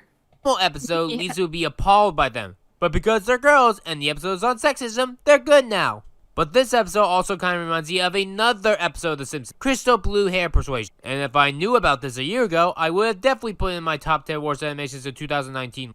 Then you need to do more research, sir. In that one, when Bart is getting good grades, Lisa, out of nowhere, assumes that Bart is cheating on his test. And Lisa comes to the conclusion that it was the crystals. And she was right because the writers chose her to be in the right. So, do you know what a plot is? The thing happens in the story because the writers chose for the thing to happen. Do you know what a story is? I don't think he does, because I think later in the video we get to a really funny quote that Jordan probably knows. So yeah, At one point he crashes out of the movie. Don't spoil it. Don't spoil it. Yeah, don't spoil it. Don't spoil it. I crash out hard when I look at that. Versus Itchy and Scratchy and Crystal Blue Hair Persuasion, because at least those episodes had some interesting premises or very funny jokes. Here, this episode feels deadbeat. I hate it when Lisa tries to ruin Bart's life when all that he is doing is being fucking happy. You know, you can binge watch. Thank you for the donation. The Star Giant even watch cartoons. He watches Madoka Magica. That's a cartoon. All of the Simpsons before you could even make one Simpsons episode. Madoka Magica, SpongeBob, and Family Guy. I bring that up because Little Witch Academia or whatever. We need he to watches go them, through, but I don't think he comprehends them. We need to go through his letterboxd on stream at some point. Yeah. Yeah, I thought he took that down. Did anyone I think we have archives of it. Episodes of the classic Simpsons was Bart gets an F. Proof that Bart really does care about doing well in school. Sure, most of the time he is shown to be a funny screw-up, but deep... Bart gets an F with season 2. The characters have gone through some changes since then. So the thing with that episode, as I actually just reviewed that episode yesterday in my second Simpsons video that I did, the thing about Bart Gets an F, right, is it is the first really establishing character study on Bart. There's been episodes that focus on Bart before, but if you want the episode that defines who Bart is, that the show would go forward, that's the one.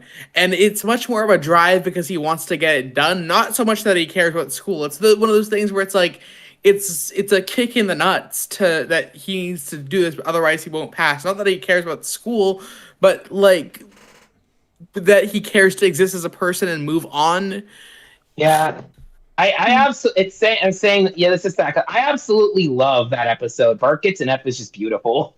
This is it's one of the best episodes of the early seasons of The Simpsons. If you are a Bart fan, that is the episode that establishes Bart and his entire world. I personally really related to Bart a lot in that episode. Yeah, fair. Down, he really does care about learning and succeeding. Something that Lisa doesn't give two shits about. Ever since my least favorite episode of the show. That's Lisa's thing. She does care. Gosh. Lisa the Simpson.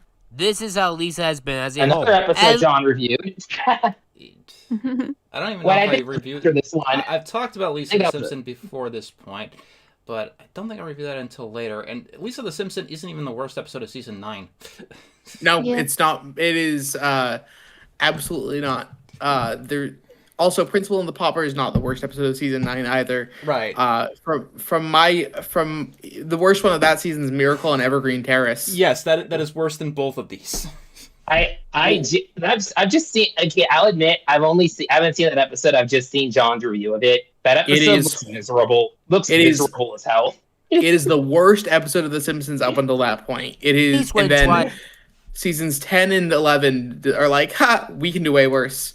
It's not season 10, but season 11 is way worse than that one episode. Yeah.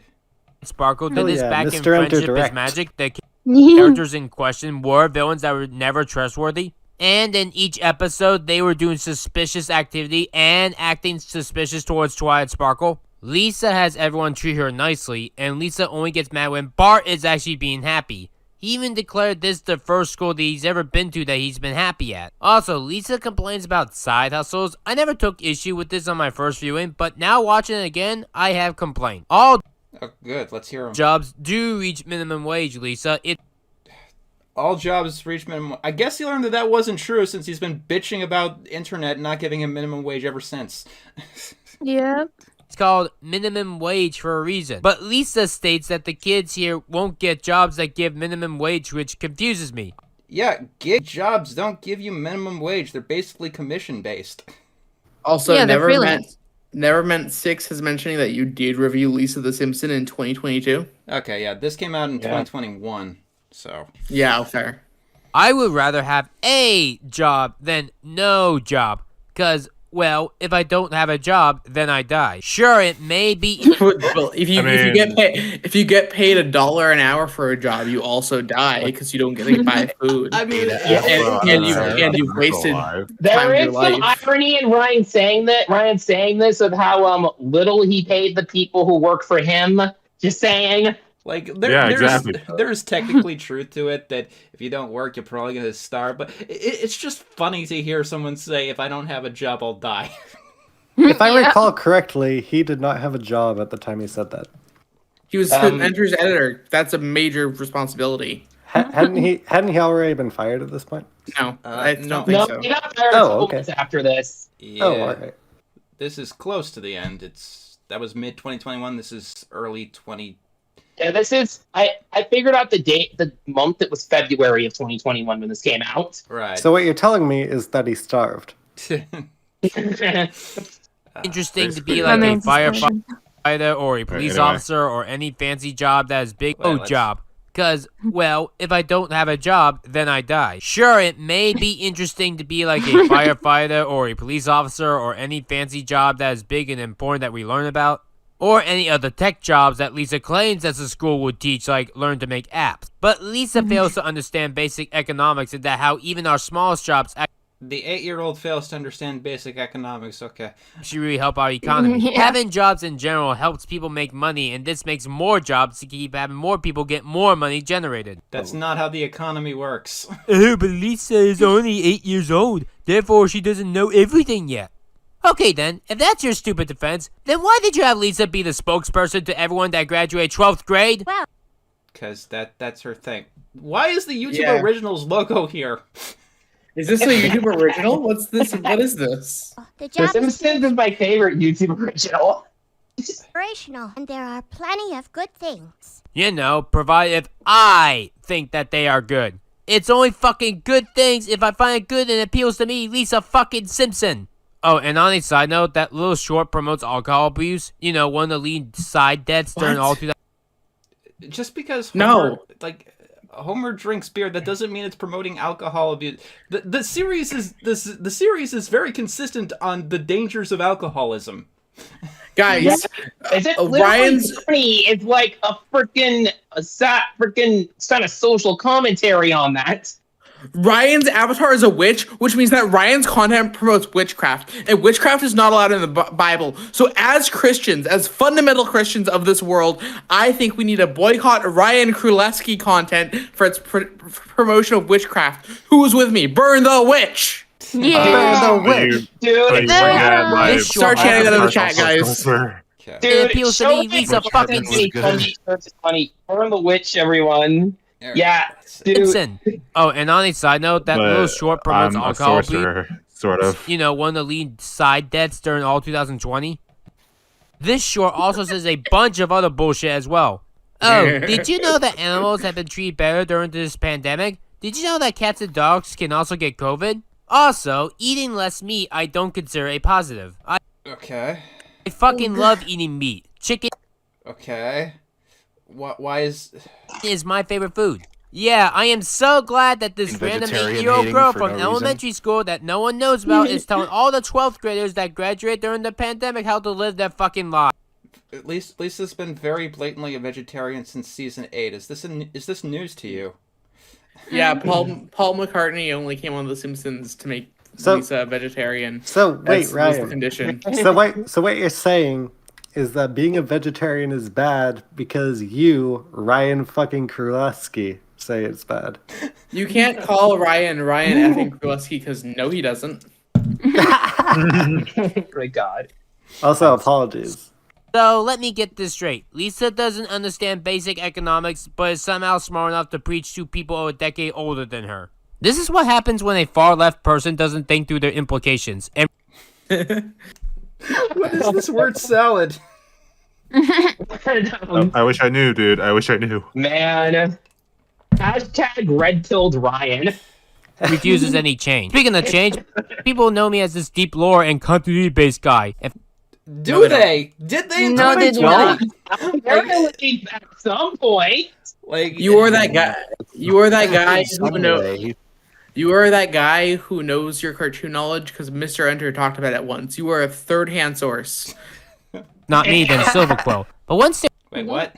This is what happens when a far-left God. person doesn't think through their implications and refuses any Okay, I need to see what the fuck. change. Speaking of change, people know me as this deep lore and continuity-based guy. If not me, then Silverquill. But one stereotype that people... I'm not saying that that it's not him as being seen as as this very lore continuity guy, then Silverquill as the lore and continuity guy. Okay, I don't even know if the people watching this video know who Silverquill is, but you're not in the same community as him. Yeah, Not anymore. Silverquill's just a My Little Pony analyst, if you guys don't know. Associate me with that is that I hate when shows don't progress or grow or change. And then you must hate so many shows because so many, like most shows are status quo. that's not 100% true. I'm actually fine with a show like The Simpsons not aging its characters or not changing the status quo because they're able to do a lot of wonderful work with the setup that they have. I think it's good. Do you know why I'm not fine with? When the show claims that they're going to change, but then never change. War and Priest is a good example to showcase this problem with. So this episode hints at the idea of getting rid of Reverend Lovejoy and replacing him with a newer priest. But instead repeats the last Simpsons main episode that I talked about and making somebody right about something/someone being bad with no evidence. Only instead of Lisa being the asshole this time, it's Lovejoy. I'll put it like this. If Lisa Simpson or Reverend Lovejoy were playing Among Us, then they would accuse somebody 5 seconds into the game before anything happens, and they just be automatically right because that's how the world bends to them. Also, the humor in this is awful. Homer sells the Simpsons house without telling Marge, and Homer is a major asshole about it, and Marge is upset. Why did Homer do this shit? And because Homer's an idiot. That's literally his character trait. he does things like this a lot. Like in another episode, he buys an RV without telling Marge. Like, this is not new. Get no consequences? At least when Stark Glimmer did this, she suffered a bunch and actually made up for it by getting Trixie's wagon back and Road to Friendship. That episode that he hates now because Lily Orchard told him to. Yeah, here Homer sells his house, and it's still like that by the end of the episode. This is played as a joke, people. He didn't do it because he thought he was doing the right thing or helping someone. Yes, it's played as a joke because it's a darker thing, and you play darker things as jokes in The Simpsons. It's played as a joke because it's a joke. Hell, he did it for his own selfish gains. Actually, I don't even know if that was even the reason. We don't get a reason. Yes, heard that Homer is stupid. But this might honestly be the worst thing that he ever did. No, it's not. Trust me. I don't know how many spoilers Phineas wants, but it's not the worst thing he's ever done. No, I know what happens in a lot of this stuff. What do you think's the worst thing he's done? Frames Marge for a DUI. That was pretty bad.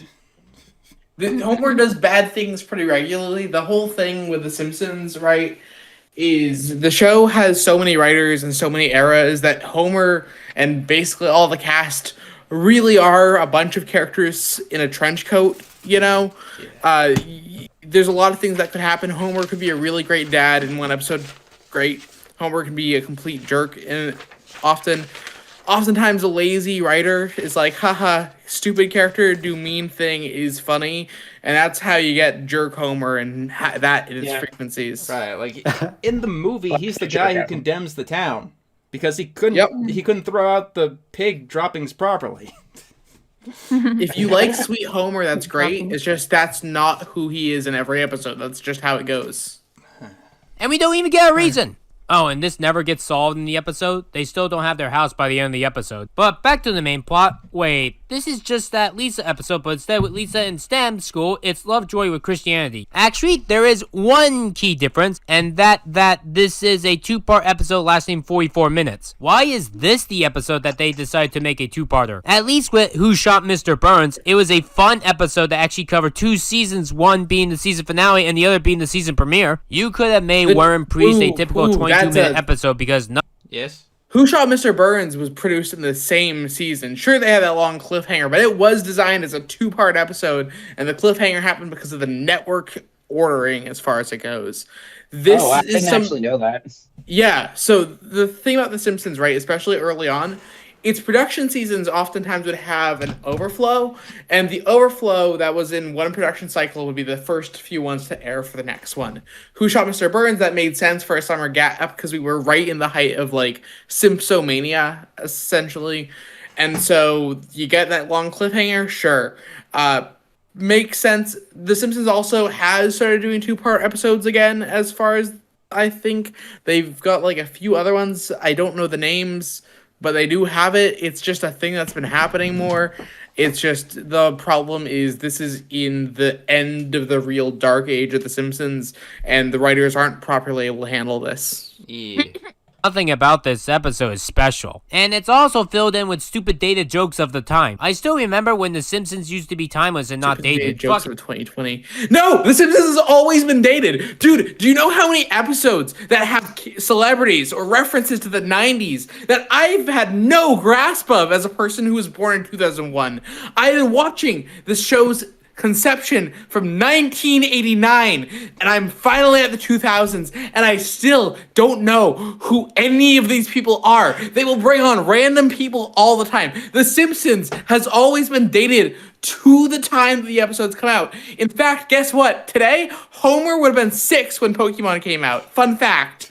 Sorry. When is Homer going to become a Phineas, are you good? Is Homer going to become a Zoomer guy? If Phineas, are you good? If you think that The Simpsons used to be timeless, the one episode that you have to check out is Homer Palooza. That will that will quench that argument immediately.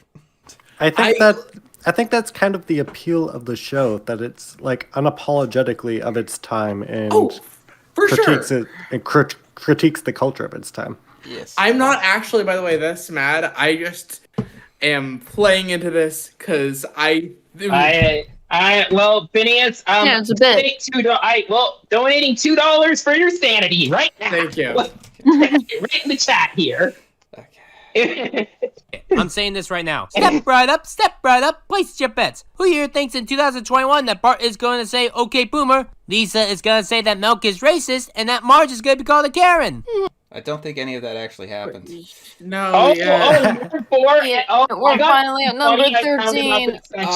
I gotta do something real quick. You guys talk. You're good. All right. I gotta say, I'm not gonna spoil what I found funny about this spot here, number 13, but there is something in this that caused me to just burst out laughing. I'm not gonna spoil until we get there, but trust me, chat, you love it. Also, chat, John is gone. Start quacking in chat. All right, I'm gonna head out. More ties. We're through. All right, I'm gonna head out because I have to eat dinner. So, see you, Sarah. it was nice talking to everyone. I hope guys, say bye to Sarah in the chat, has a good please. night. Yeah, say goodbye to Sarah in the chat. Quack. Also, happy birthday, Kota. Thanks, bud. Love you, guys. I'm gonna tell Enter that Sarah had to go. His plan needed him. No, tell him that I died. Okay. How did he die? Okay, bye. Chat. He died of the cringe of this video. Bye, Sarah. Have fun dying. Tell him he died. Just tell Enter that Sarah died when he gets back. Yeah, that's the thing, though. You guys are silly. He died by quack. By the way, I'm sorry if I was too loud or heated there. I have just been in the Simpsons hole. Oh, that just fucking surprised me. I've never seen you honestly. I love the energy. I love it when you get passionate about stuff. I was a former high school debate kid.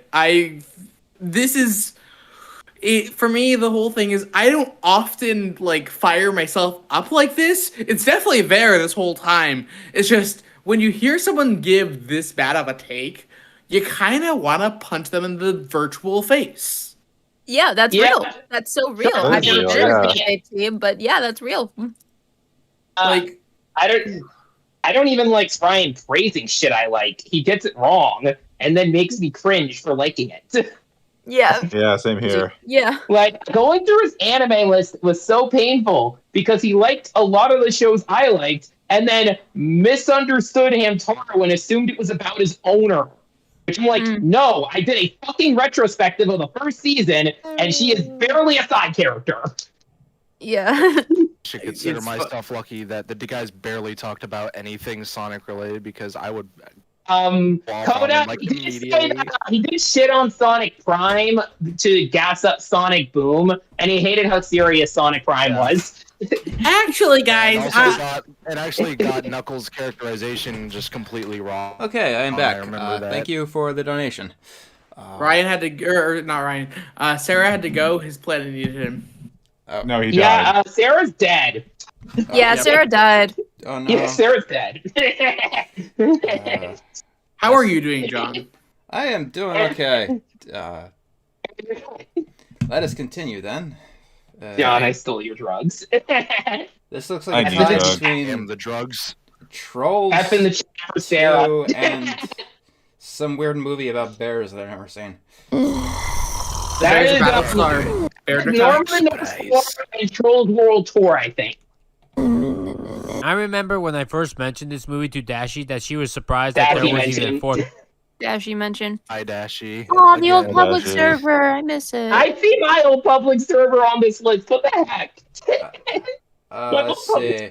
Oh my Fort god, there's a Norman. video. Hey, there's a Jetto bread. Go to Jax. Oh god, it's Necopon? It's Necopon in the chat. Necopon. Oh no! It's Necopon. Most recent. Here. Oh no. January 2021. This is right when he was defending her. Guys, we're at the 5-year and a month anniversary of this video. Oh my god. One. I'm It was the getting funniest fucking thing ever. old. I already Wanna did a die. Ryan animation review on this movie. I think we all do.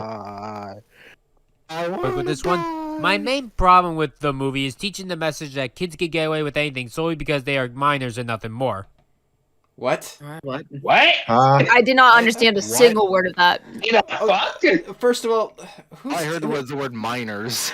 who's taking lessons from Norm of the North 4?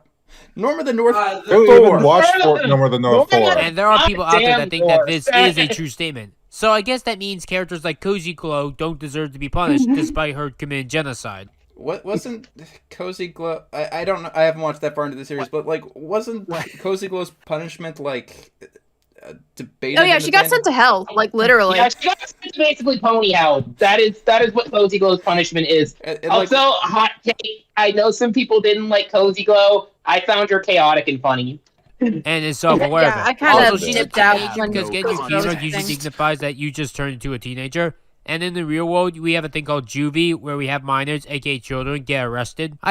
Okay, but MLP doesn't take place in the real world.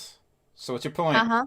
I have no idea why this whole Norm of the North franchise is still going. This is their fourth Tax write-off purposes, probably. movie, and I heard that they Most might likely. make a fifth one. By the way, the King of China. Oh, nice of you to provoke going to China in 2020.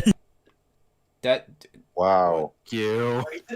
Wait, But the King wait. of Oh my Fuck you, god. fuck you, fuck you, fuck you, fuck you. Fuck you. Jesus Christ. More than a simple, oh, that's just my kids, will ya? The kids just do a simple fucking sorry, get no consequences for their actions. Because apparently saying sorry is all that you need to say to forgive genocide. Because if you do something wrong, according to Norm, all you have to do is apologize for it. This what the fuck happened in Norm of the North 4? I have no idea. Thank you for the donation. Norm of the North is pulling a star butterfly. This is the remake. We have the original, but for some reason the audio is distinct in some points, so somebody is editing that up. is even worse than the first three Norm of the North movies, because at least those didn't teach bad lessons. Here, Okay. I mean, like, in the first movie, it quote unquote taught people that they should abandon their job for like more personal principles, even if that would lead them on the street. Like, here they teach an offensive lesson. Only reason why it's low on the list because it seems like a last minute thing or just stupid right. Why is he crashing out about messages in Norm of the fucking North? That makes me unsure if we are supposed to take seriously. I mean, wait, bad lessons. Here they teach an offensive lesson. Only reason why it's low on the list because it seems like a last minute thing or just stupid writing that makes me unsure if we are supposed to take seriously. You're unsure if you're supposed to take Norm of the North 4 seriously. You have failed as a human being. Oh my god. What is that saying, really? Norm of the North. Am I supposed to take anything seriously here? No, it's Norm of the North. There are other problems with this movie as well, like Vera Olympia not being in this movie. Or how did the kids Wrong things to take seriously, my god. get to the North Pole and back to China in mere hours? Or the fact that this movie is so fucking boring. I stopped the review halfway through and just jumped to the end because it was so fucking predictable.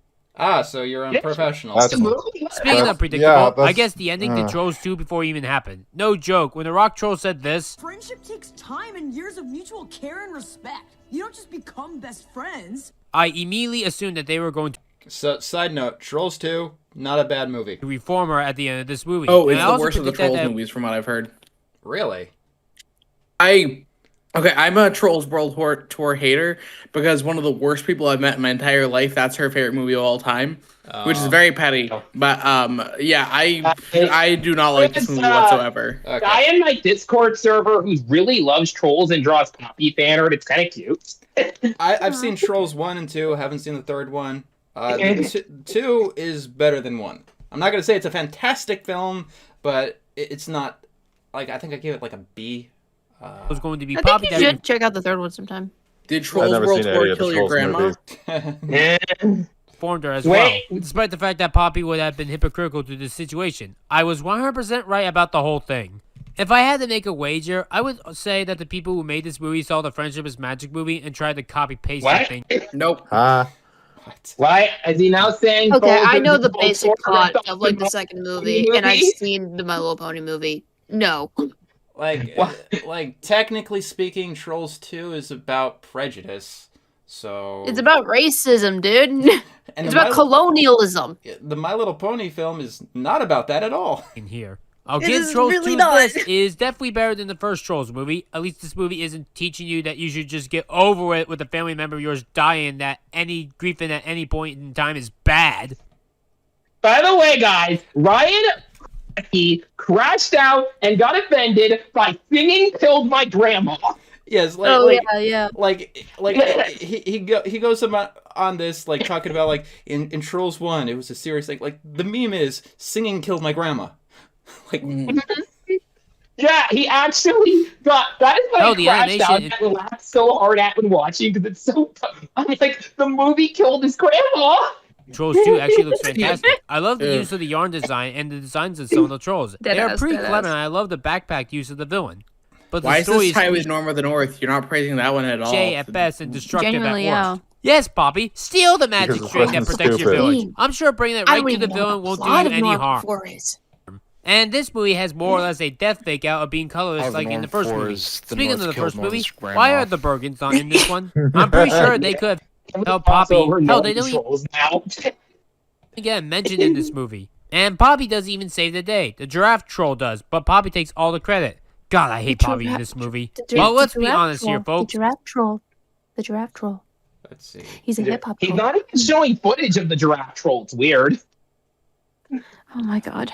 He doesn't even learn the characters' fucking names. Queeby's founder reportedly told staffers to listen to a song from the movie Trolls as see it. Okay. Wait, what's this connection with Jeffrey Katzenberg? I don't know.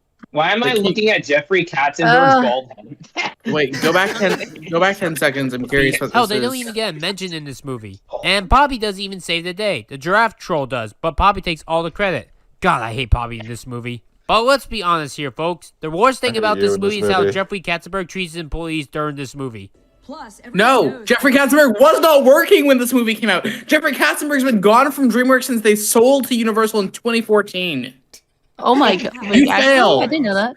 Yeah, he got ousted from DreamWorks in 2014 because the whole thing is DreamWorks made several... So DreamWorks had been under a partnership with, I believe, Paramount at the time.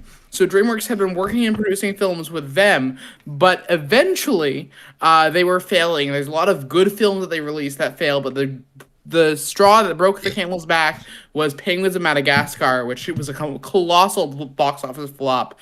And so when that happened, DreamWorks, for the first time ever, for the first time since they had gone independent, had to sell themselves to keep themselves in the game of film. And so they sold themselves to NBC Universal, which led to Jeffrey Katzenberg being completely out of the studio.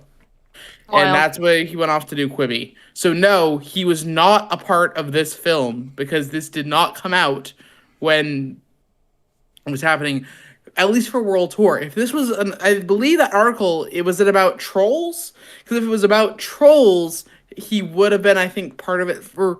Trolls was 2016, right? I think so, yeah.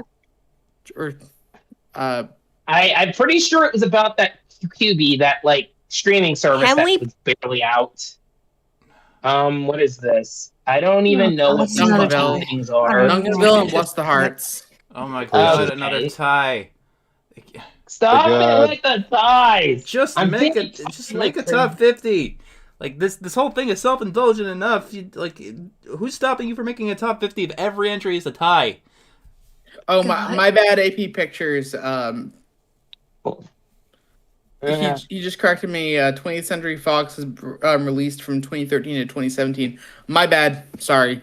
Please, for the love of God, Maybe stop please. having characters that are being abusive, Hi, Dar. and are fucked up in the head be featured as main characters and or just characters in general already. It is sickening as fuck. I don't like Fox shows. Fox shows just aren't that unique to me. You like Maybe Family it's just Guy. You're wrong. because I'm not into Incorrect. sports, so Fox Literally. Sports never interests me. Also, and that they're new. this isn't the only channel that does Fox. Okay, sports guy here. Fox isn't the only channel that does sports, and they're not just known for sports. CBS station does is far- sports, NBC does sports, ABC does As sports, fuck. and Oh. ESPN. like Fox, Fox shows. is known Fox for being right wing. shows just Yeah. aren't that unique to me. Maybe it's just because I'm not into sports, so Fox Sports never interests me. And that their news station is far right, and far right people I cannot stand due to the abuse that they have given me. I always thought that when Disney bought Right, Fox, and they every would bad stereotype about centrists. You thought when Disney bought Fox, it would make them no longer right wing. That is. Well, so the difference is, is there's two foxes, right? Inside you are two wolves, but they're foxes. One of them is the Murdoch Empire, which is Fox News, Fox Sports, and the broadcast channels. But the Fox Entertainment Company spun off differently, and they're still the content producers for a lot of the Fox shows. But the way about network TV is most shows aren't actually owned by the network that airs them. They're sold off to, well, a lot of the shows are nowadays because things have been more consolidated. But oftentimes it's 20th Century Studios or that the entertainment arm of Fox that sells shows to the network linear side. So it's like the manufacturers and the broadcasters are two different people. prove Fox as a whole, Basically, like what yeah. they did with Pixar, Okay. Marvel, and Lucas. Okay, wait. What? Station is far right, and far right people I cannot stand due to the abuse that they have given me. I always thought that when Disney bought Fox, they would improve Fox as a whole, like what they did with Pixar. What the, like when Disney bought Pixar, Pixar was doing better than Disney. That's like what Right. like Disney's films were failing left and right, and Pixar's films were like The Incredibles and Monsters Nemo. Inc., Ratatouille. Like that's It why they was- bought Pixar because Genuinely, yeah. they would have probably gotten a lot of damage if they didn't.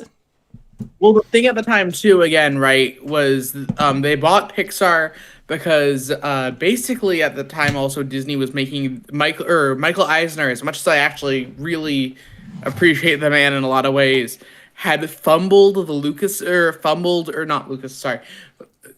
Eisner fumbled the Pixar negotiations. They wanted 6 films, but Eisner was like, hey, you made a sequel to Toy Story. That doesn't really count as part of our deal. I really want you to make Cars a part of the deal. The breaking point was Cars, guys. And so Pixar was like, hey, that's kind of taking and cheating our labor. Toy Story 2 was part of your 6-film deal. We don't have to really do Cars. But this whole breakdown caused the buyout to happen as Eisner was being removed. Oh wow. Marvel and LucasArts, but no. Okay, one more time. People I cannot stand due to the abuse that they have given me. I always thought that when Disney bought Fox, they would improve Fox as a whole, like what they did with Pixar, Marvel, and LucasArts. Marvel and LucasArts too, like. I don't think Disney's been known for Like, improving LucasArts. I don't know about LucasArts, but I am very closely following Marvel. There has been a significant shift between Marvel before Disney and Marvel after Disney, and the shift does not look good. And like when it comes to LucasArts, you have Star Wars, which is the most political thing on the internet, which I like, whether you like it or not, that is not an improvement. Genuinely, yeah. And Indiana Jones, which, hello, Dial of Destiny. Ew. But no. Yeah.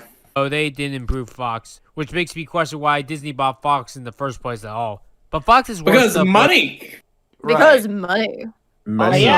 Also, fun fact: The Simpsons apparently has gotten a lot better after Disney bought them.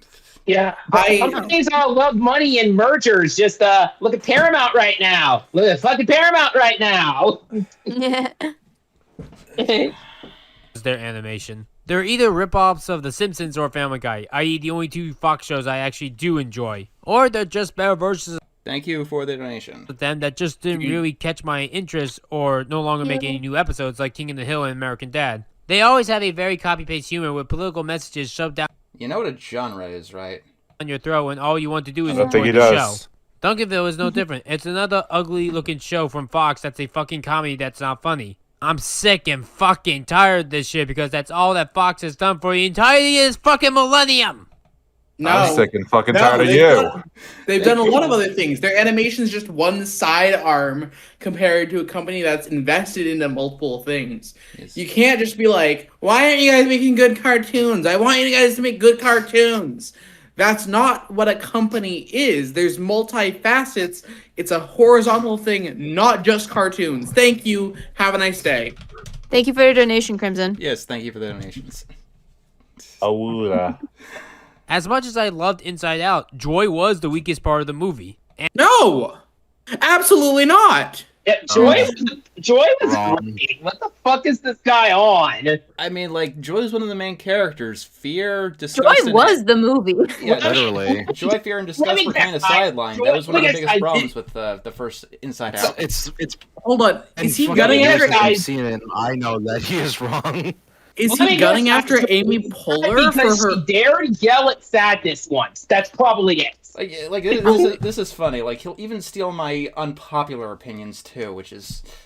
I'm sick and fucking That's tired of stupid. this shit because that's all that Fox has done for the entirety of this fucking millennium. As much as I loved I'm sick Inside and Out, fucking tired Joy of your was the shit. weakest part of the movie. And I'm not really that big of a fan Sick of the and Mighty tired of Bee. being I sick and personally find tired, it to be an annoying cartoon. Maybe Amy Poehler is not just good in the animation field and she should just stick to live action like with Saturday Night Live because that's... Okay, you forgot to transition. What does I- Amy Poehler have to do with any of this? Did she make Duncanville? You didn't say she did. Yeah, She's like a voice actress or something. She's a writer. She made Duncanville as part of that show, and she also played Joy and was the Mighty Bee.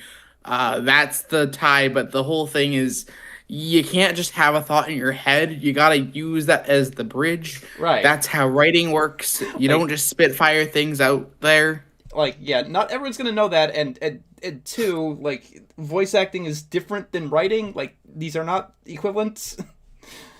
Like, and I would say things like Joy's performance also, like, okay, you can complain about Joy, people do that, right? Joy's performance is one of the strongest pieces of who her character is. Amy Poehler was perfectly cast for that. And, like, that's one of the biggest strengths about Inside Out, right? The casting is really good. It's using celebrities that people know, but it's building roles. It's putting people in roles that are natural fits for them.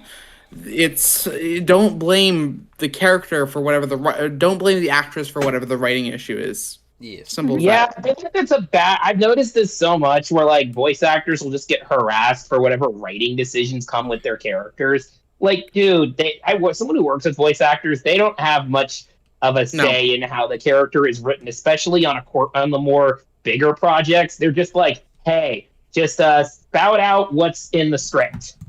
Let's see. Duncan here is just a discount Duncan from Total Drama, but as a protagonist... No! No? What? I've not even seen Duncanville, and I know that's not the case. Like, just from this guy's design, he looks nothing like Duncan. Duncan is supposed to be a delinquent. This guy looks more like a slacker. You're setting off my Total Drama obsession. His family. I've never seen Duncanville, but it feels like he's only saying that because they have the same name. Like, that's okay. Let's Yeah, and that doesn't make any sense. Let's see. Duncan here is just a discount Duncan from Total Drama, but as a protagonist and with his family, who Amy Poehler also voices, by the way. Jack is the dad Duncan who's Total Drama actually is the protagonist of Action, it feels like. Oh, dumbass. Yeah, he kind of was the protagonist of Action. Duncan was also the source of a lot of the derailment the show got in the later seasons. But fucking animation ever. Kimberly, the asshole sister who tries to make herself look good like the good guy, but is not much different since she is still insufferable. And the mom is more or less a grown-up Bessie, even though she looks like she's from Helga Pataki. Grown-up Bessie. These are words that I guess you can glue them together. They don't mean anything, but you could put them together if you want. More or less a more... Yeah, just politely let this guy's mouth shut. Also, Bex Can I isn't just, really like, a parody of Betsy Sotero because you're... What the grown-up Bessie, even though she looks like she's from Helga Pataki. Sorry, I Wolf just needed is to more shoot this person's mouth shut. It's just, bro just said shit. I thought that came from the video. That's a Mordecai ripoff. Mr. No, Mitch it came is just from me. real. Also, Bex Sorry. isn't really a parody of Ripoff? Betsy Sotero because you're just having the same damn actress play her. This isn't a parody of it. You're just stealing the joke and yet doing nothing creative with it. At least John Day Lancey, when he played Discord from Monopoly, was creative and not just a Q ripoff from... Have you seen The Next Generation, Ryan? Do you know that for a fact? Because the characters are quite similar. The only real difference is that Q is very high on his own morality. Star Trek. I have no like idea John Delancey himself. what the hell to say about Jing other than I wish the show would drop her creepy fetish on her older brother Duncan. What the heck does that mean? I'm sorry. What? Can we rewind? I didn't quite catch that. It was creative. My and not brain just can a Q comprehend ripoff that. from Star Trek. I have no idea what the hell to say about Jing other than I wish the show would drop her creepy fetish on her older brother Duncan. Mia is actually. I'm sorry. Are you implying that Charlotte has a fetish? Did you say fetish and not crush? Which, not a. Oh my god. Okay. I have never seen the show, so I can't comment. Can we just, what did he mean by this, guys? The chat, what do you think he meant by that? Chat, what are we thinking? One I really have something to say despite how little screen time that she gets in the episode I'm reviewing. In her opening scene, she explicitly states that she got a job at a pizza place, but because the pizza place supports anti-LGBT groups, Mia sticks her finger in every single pizza pie that she delivers. And that 10 seconds is basically why I don't give a shit about this show. I could write a 10-minute essay on those 10 seconds alone. Oh, please. No, you can't. But because this video is already going to be over an hour long, I know better not to. So let me simplify. Just because people eat at restaurants that support anti-LGBT groups doesn't mean they're anti-LGBT. Looks like someone's a Chick-fil-A fan. Like, was the character in the episode portrayed as in the right for doing this? Because characters can do things that go against the show's morals. Or something that my former abusive best friend / girlfriend used to say to me all the time. I often eat at Chick-fil-A because I believe that they make the best chicken. Baby, I called this! Sorry. Sandwiches. And yes, I was self-aware that the CEO of that company is a piece of shit and is I am not gonna touch this one. But just because he is a piece of shit doesn't mean that all of the employees are shit. Most of the employees are nice people. Would it be nice to work for a company that has the best perfect morals in the world? I feel like Ryan should stay away from politics or anything. Yes, it would. Oh, it gets better in this video. But unfortunately, most people in the real world have to work for companies. Fuck no more. Most of the employees are nice people. Would it be nice to work for a company that has the best perfect morals in the world? Yes, it would. But unfortunately, most people in the real world have to work for companies that support shitty behavior. Okay, so explain why you have to buy from them. Like, you jump to different points. Like, I can understand working for it, but, like, being a customer is different than working for it. Like, there are other chicken shops, Ryan. Behavior, or are just assholes. It's how we make a living. Popeyes has nothing to do with. Personally, I always prefer Popeyes, and that has nothing to do with their especially in 2020, could lead to more I people had getting Chick-fil-A sick. like once because my parents got it. And they're honestly so overrated as hell. Anyway. Yeah, it takes so like for all the controversy Chick-fil-A has, their chicken is just very mid. Dude, chat, thank you for the Raising Cane's mention. I love Raising Cane's. Anyway. In the real world, have to work for companies that support shitty behavior or are just assholes. It's how we make a living. Mia doing that, especially in 2020, could lead to more people getting sick. Especially. This is a cartoon that takes place in not reality. And it was also made before the pandemic was thought about, really. Like, dude, no. Here's the thing, this is why the Randy causing COVID thing stands out, because he's consistent with his belief throughout the entire thing. Sticking your hands in a pizza in a cartoon apparently spreads COVID. Yeah, he thinks that cartoon characters doing gross shit in fiction is gonna spread COVID in real life. That is the argument here. On some butcher level, I can understand if something is too reminiscent to a current event. That's why they shelved that SpongeBob episode. But he's acting like what happens in the cartoon really really is a thing. Maybe it's just because he has terrible ways of wording shits, but he's acting like that's exactly what he believes. And dying, especially if she doesn't wash her hands. And it does sound like she is intentionally dirty and want people that want just a simple pizza dead. This is even worse than Lisa's school shit, because at least their tech stuff destroyed itself and not Lisa. While Mia here is actively causing problems. Why does Duncan love Mia again? He's clearly not interested in any of the bullshit that Mia is saying. All he cares about is fuck her right in the pussy. Anything else that that was left field. It's a 10-second... Dude, that entire thing, it's like a 2-second gag. You have characters saying these things all the time. It's a bit of how you establish them. It doesn't really matter. Missed. Why don't you stay home with us and watch The Boss Baby? Boss Baby, Boss Baby. Nothing of value is gained from Boss Baby. Bad show. The sequel's pretty good, though. Bad movie. It was relevant to the culture at the moment. It makes sense as a kid's movie to spit out there. The way that toddler said "Boss Baby" was kind of funny. I've never seen the show though. On the Fox, there's Bless the Hearts, another show that I wish that I could give a full-on animation review into. Why don't you? You're spending this time making this video twice. So, can someone please tell me why Jesus is in this show and is able to talk to Jenny with no issue at all? I mean, when this happened... Jesus is in Family Guy. There were some Family scenes Guy. in The Simpsons. God, the Devil, and Bob, Guys, at least know why God is there and is explained. How much you want to bet that he's not seen God, the Devil, and Bob and just saw your review of it back in the day when he was a young lad? But he definitely never heard of the show until you reviewed it. I'm willing to bet this is literally just the footage from my own review. Let's find out. Why does God exist in the show, and why does... Thank you for the donation. Oh, we are not sure we're sending $20 million to Harvard to figure that one out. The animation style remind me of The Good Family. In the first episode, the show... wait, what? And then God, the Devil, and Bob, we at least know why God is there and it is explained to us. Why does God exist in this show, and why... Okay, first of all, that's Jesus. Not God. Does the animation style remind me of The Good Family? The animation style reminds you of The Good Family. I mean, when this happened in God, the Devil, and Bob, we at least know why God is there and it is explained to us. Why? The Good Family's color palette is so oversaturated. This looks pretty muted. Does God exist in this show, and why does the animation style remind me of The Good Family? In the first episode, the show gives us a much better premise. Thank you for the donation.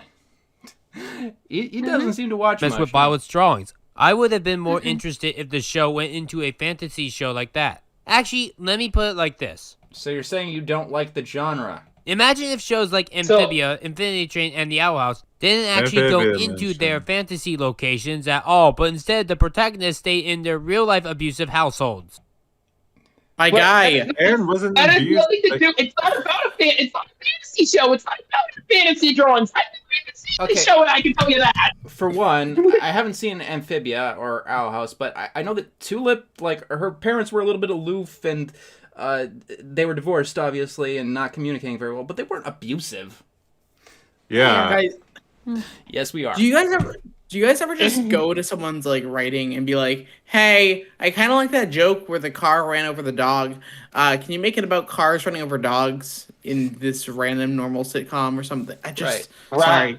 And the other part here is also bad because even if the main characters from Owl House, Amphibia, or Infinity Train just took place entirely in the real world, they would still work as shows and characters because they're good characters.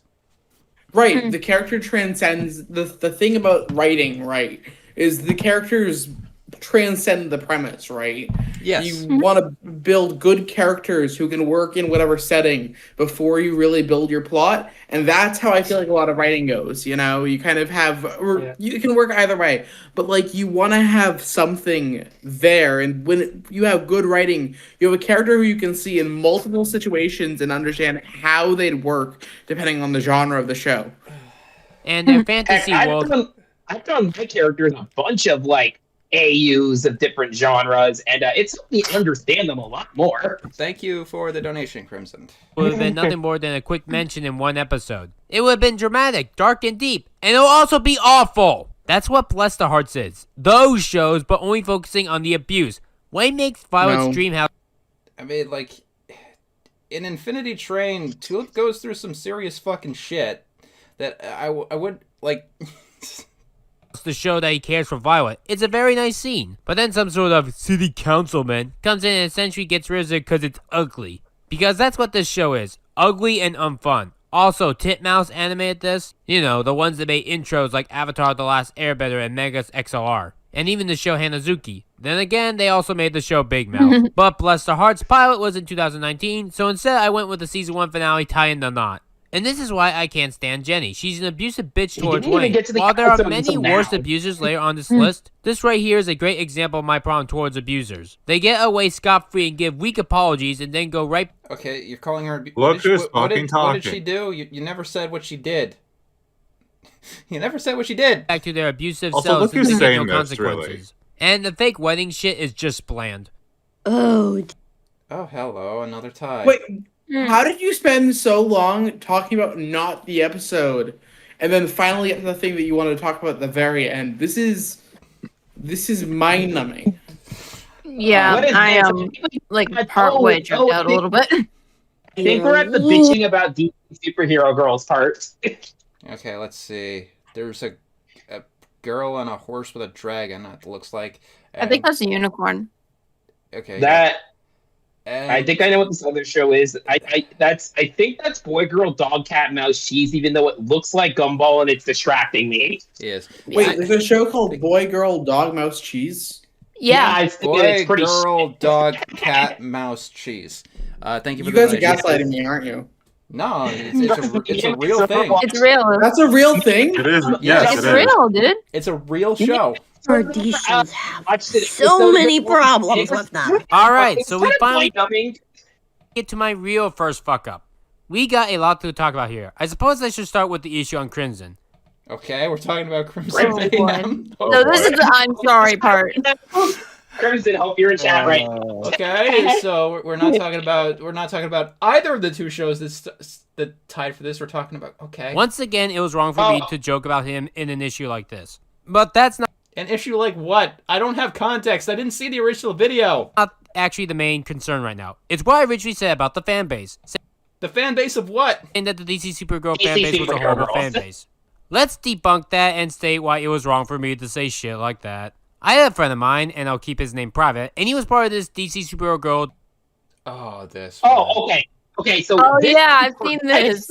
I discovered this when I was going through. So, basically, he is mad at the DC Superhero Girls fan base because a friend of his, I guess, got banned from a DC Superhero Girls Discord server for basically what's on screen right here. And he claims it was because he liked Babs or Batgirl. But if you read what was said here, it is some questionable things, including calling people that word, black people that word. Didn't we figure out who this specific friend was? Yeah, I inferred it. I didn't want to. I kind of sort of made sort of a prediction that I'm pretty sure is a little educated. If it's only a guess, don't say who you think it is. Yeah, I don't want to say it because I'm not 100% sure it's this person. I just kind of know of their history, and I'm kind of guessing, but I don't want to just accuse someone of something accidentally. Right. Can you DM me your guess? All right, yeah. Famous. I'll DM you the guess, and you tell me how accurate this is. Let me find your DMs. It's in the chat. Okay. Phineas, the group chat. Yeah, that's who I think it is. Yeah. Oh, fair. Yeah. Anyway. Discord, he was harassed there because he simply liked the character Barbara. And they called him That's racist, not even what though that he's says. white and Barbara is also white. Either way, there's just no racism or blacks at all. My point in all this, after all the shit that he went through and that he told me about, it told me that this fan base was horrible. Now, this was my bad assumption and me not really realizing fan bases in general. What you actually need to know is that there's no such thing in existence as a terrible fan base. There could be terrible people in a fan Dude, base, talk like to say the Amazing Digital Circus fan base right now. terrible Talk people to in the them Star and Wars come fan back. base, for example. They're literally But it does not mean that the entire fan base is garbage. Does Toon Critic works to freaking deactivate her Reddit. There could be terrible people in a fan base, like say terrible people in the Star Wars fan base, for example. But it does not mean that the entire fan base is garbage. Does Toon Critic represent bronies? No. You mean the Toon Critic that you said could be forgiven to Jetto Bread? That Toon Critic? That's the Toon Critic we're talking about? He's just a shit pedophile brony that doesn't represent what bronies actually are. And that's more or less the logic that I failed to realize when I wrote this in the past December. This also applies to real life. Just because there's one bad police officer, that doesn't mean that all police officers are bad. What? Hey, Cab. What? Why are we jumping from fan base to police brutality? Like, if I tried to bomb my own reputation permanently, I couldn't do it so well as Ryan does it accidentally. A lot of the choices I did write for this list were back in December and January. And you've grown so much in a month. And for some dumb reason, I didn't think January twice of to update them. 2021 was. Fun fact, January of 2021 was when he said he didn't care for Black So, Lives what are Matter. my final thoughts? Do I still think that the DC superhero girl fan base is horrible? No, of course not. There are definitely rotten apples in its base, but it doesn't mean that I hate the fan base. Why are we talking about this?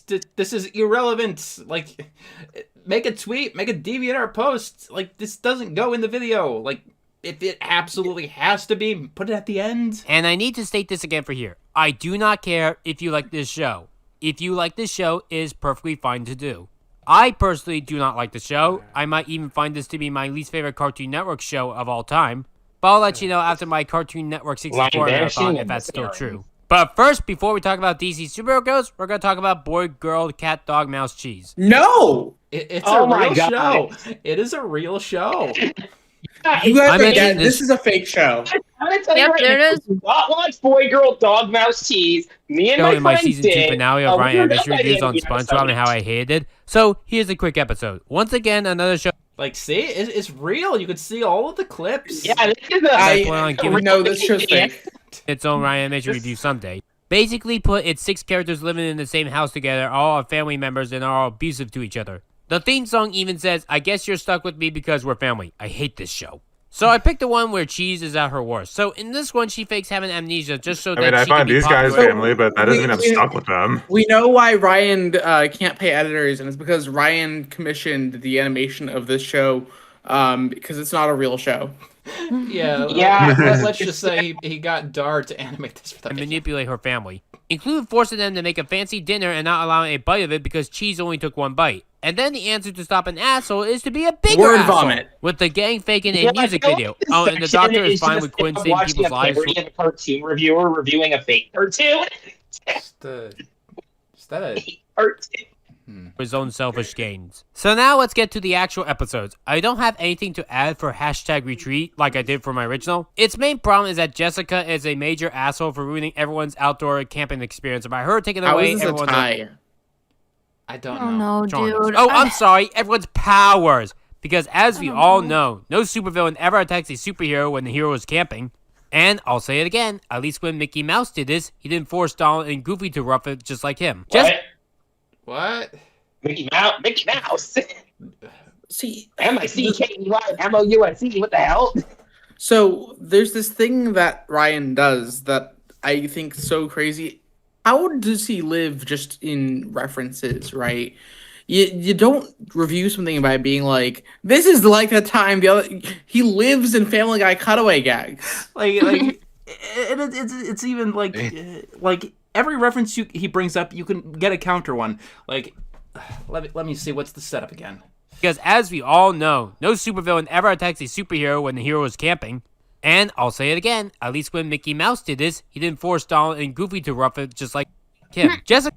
Yeah, well, guess what? Goofy forced Max to. Yeah. Because awfulness, FYI, is what made Ivy come out and be evil. There would be no villain in this episode if Jessica was just nice. And in the episode...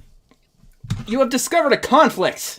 So the only one that gets harmed are the boys, while the girls are all completely fine. Funny, I thought the TV trope was, the black guy always dies first! Are you saying the black guy should die first, Ryan? What do you mean by that? Yeah, well, also, that's not even, like... Look, I'm just, like, I'm a baby to the horror fandom. Like, I haven't seen a lot yet, but from what I have seen, this is not a thing. There are very few movies where the black character dies first. Thank you for the donation. Like, this is something that happened, like, back in the 80s and the 90s, and then people complained about it, and then by and large they stopped doing it. Yeah, exactly. Except in, like, parody movies like Cabin in the Woods. I still recall a John Candy movie doing something like this. But the real... Oh, Fandango movie clips. Glad to know where you're getting your sources, Ryan. Thank you for crediting somebody. issue is Hal being left in the closet at the end. Because a real female... This is the easiest thing you can fix in editing. The easiest I'm thing. surprised Ryan can even handle the horror genre. would never go back for the boys. And now for the season 1 finale, which has many issues. Hashtag The Fresh Princess of Ren Fair is the season 1 finale. Oh, ha ha, your title is a pun. Also, this was the latest animation on this list, with this one just barely making it on the list, and it came out on December 27th of last year. And as of the time of me releasing this video, it is still the most recent DC Supergirls episode to date. You know what a season hiatus is, right? Like, Yeah. It does. Like, that's a thing that happens. Like, they have their episodes, and then they take break for half a year, and then they make more episodes. Though I am not looking forward to their season 2 premiere with Batman, considering that we have seen Batman before. For the record, I don't find The Fresh Princess of Ren Fair to be the worst episode anymore. That would be hashtag frenemies, but we'll get to that episode sometime in the future, I'm sure. Oh, fair. Okay. One of the Renaissance's major problems is its humor, like the failure of rhyming. I tell thee a tale of two princesses fair who showed up totally late, but it's okay, we don't mind. If Piggy and the Brain can fucking rhyme, then you should be able to as well. You know, They didn't want to for the joke. Maybe it's the joke that she's a bad, like, intentionally bad singing is a common joke. Like, yeah, also, not gonna lie, Batgirl looked like kind of a bean doing that. That kind of looks as it was adorable to me. Not gonna lie. This man literally doesn't know how media works, because there's two things. Either he completely misses a reference or a common thing, or it's a ripoff of something that he has seen. There's no in between. Yeah, exactly. And it's so goddamn annoying. Like, how is this person trying to pass himself off as a reviewer? It's so annoying. Like, they're not even self-aware of them not rhyming. Just because you don't notice it doesn't mean that the writers didn't. There are other problems with its humor as well, like the use of gross out. Maybe it's just because the whole real world is now a clean freak like Double D from Ed, Edd n Eddy. In the one episode that he was... What? Like, this is the episode where he's acting like Ed, the gross one. Like, you can use any picture of Double D, and you use the one from this episode. But I never recall anyone in real life ever having fun in the mud. Some kids, lots of kids. Yeah, Mud wrestling is a thing. Mud wrestling is a thing. Yeah. Trust me, I live close to an elementary school, and kids walk past my house. Kids can be gross little goblins sometimes. Or maybe I was just a clean freak back then. Like, literally, me and my siblings flung dirt at each other when we were kids. Like, I don't recall. That's Enter Lord. What I can confirm is that Enter Lord. no one Write that ever down. likes... Write that down. Yeah. But I love never Enter recall Lord. anyone in real life ever having fun in the mud. Or maybe I was just a clean freak back then. I don't recall. yeah, and nowadays you pick your nose on camera, so... But what I can confirm is that no one ever likes swimming around in filth. Oh, I'm sorry, swimming in feces. Yes, there's a bunch of people at the fair in pig shit. Episode's words, not mine. That mud contains far too much pig filth. That is That's not just the the episode's character's words. interpretation. Like, that is not the episode's Yeah, words. no. It's pig filth. They produce it by bathing in it. It doesn't mean that they shit it. You know, for how They much don't Ren poop and in Stimpy there. gets criticized for gross out, at least they never had literal shit. You don't know They that. probably did. You don't know that. You have never once Maybe watched that that does program, not- if you don't lie. I mean, It's hey, not above Ren and Stimpy.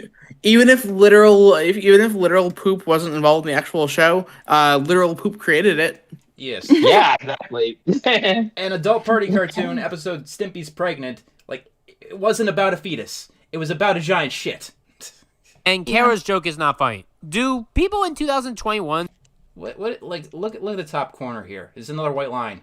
Wait, oh my god. Oh. Why? What? How is this PNGs, happening? yay. Also, I would just like to point out that we are like how long into this stream and we're not even halfway done with the video. This is gonna I be pointed that out in the chat. It's gonna be a two-parter. This is definitely a two-part deal. I'm trying to get to half of it, but we're not halfway. Okay. Alright, let's just get through this. Speed run, let's go. The geeks? Not speed run. That's but... an actual question. Oh my god, the line is back.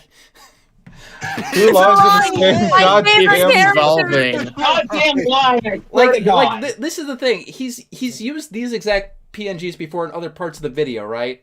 And there was no line there. Yeah. Was there? Like, Nope.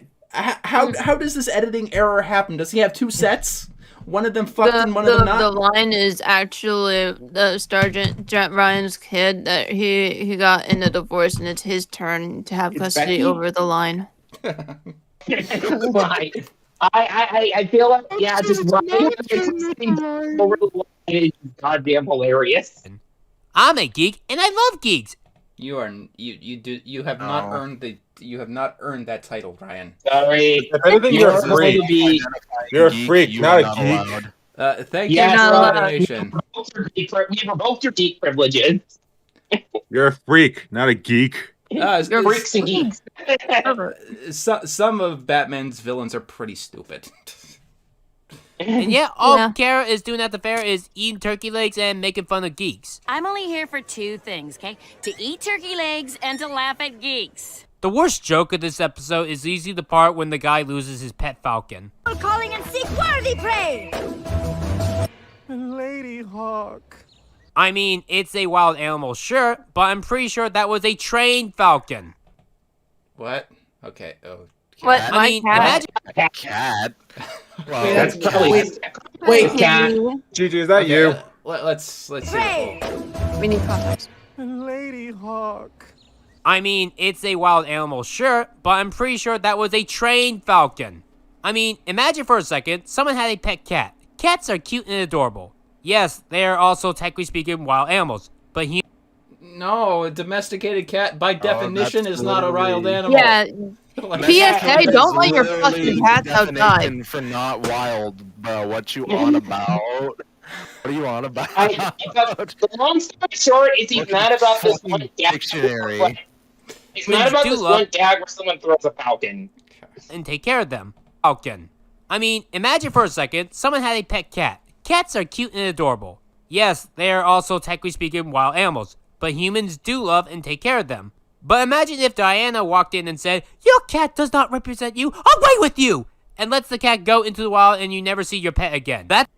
These are cartoon characters, Ryan. To even say that the falcon's not going to come back. Yeah, right. The falcon's a bird.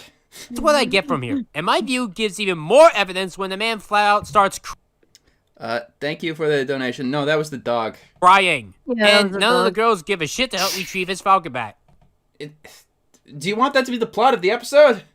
Aren't you all superheroes? Why didn't you get his falcon back? He never gets it back in the episode, by the way. And I'm willing to bet that they would have only returned the falcon if it was a woman. Why is he bitching about this more than, like he bitches about this more than people bitch about the toenail scene in House Fancy. I swear.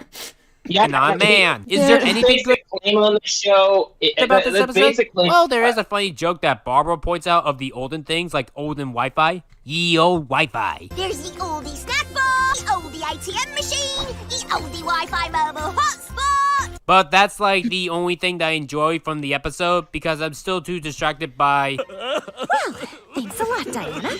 You ruined the whole show. And finally, we have Wonder Girl. Woman. Do the same shitty joke. Oh, and before I go on, why is it called Wonder Woman and not Wonder Girl? Because the superhero is named Wonder Woman? Like, what? I think he's just pissy because it's DC superhero girls, and he doesn't want his simp material to be of age. By the way, guys, Crimson's got a weird can't talk in chat because of some glitch. So he'll is explaining the whole thing with the DC superhero girls fan base with Tim on there. Okay. Crimson basically says that the whole thing has nothing to do with DC superhero girls. The only reason he got pissed at Crimson, and I guess the original version of this video, was literally because Crimson wasn't talking to Ryan enough on Discord. Wow. So he told it. I guess he blamed the DC superhero girls fan base on that or something. An adult, even though she's like That's 317. fucking dumb, though. Anywho, back to the Wonder Woman shitty joke. Our world does pretend to be a fun thing. Diana criticizes it for not being realistic. This has literally been her biggest problem for the entire... Wait, what? Anywho, back to the Wonder Woman shitty joke. Our world does pretend to be a fun thing. Our world pretends to be a fun thing. Okay, good to know. Diana criticizes it for not being realistic. Diana criticizes something for not being realistic. This has literally been her biggest problem for the entire season. Here we are, 52 episodes in, and she has not changed one bit for the better.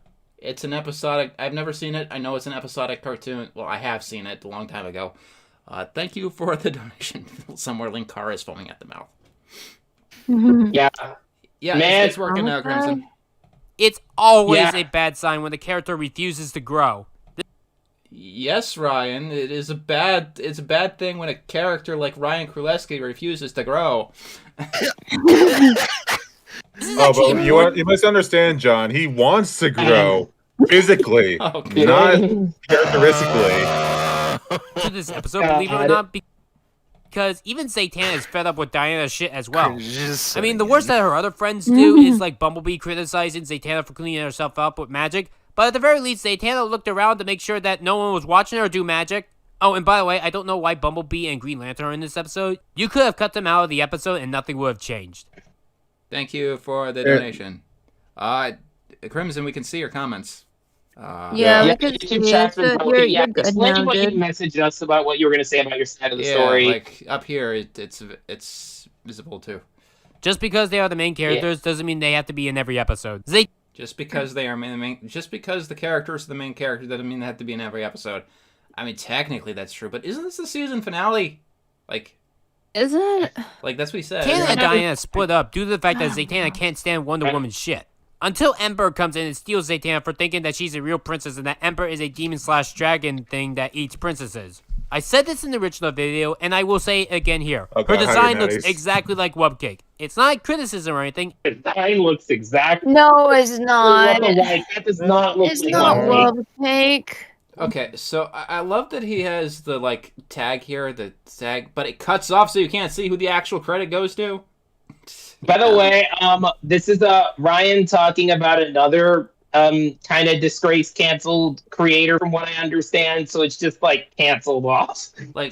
Unfortunately, this picture here is just everything. For one, Ryan's avatar is still on the screen. You can see the arm here. Yeah. Two, it's a complete misunderstanding of media. These two, they both have the same expression. They're in the same pose. They have the same palette. Same color palette.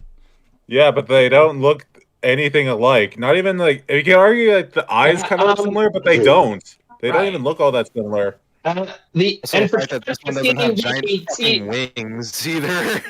Yeah, by the way, the chat asking the TLDR is that Wubcake was a MLP fan VA who caused a lot of drama.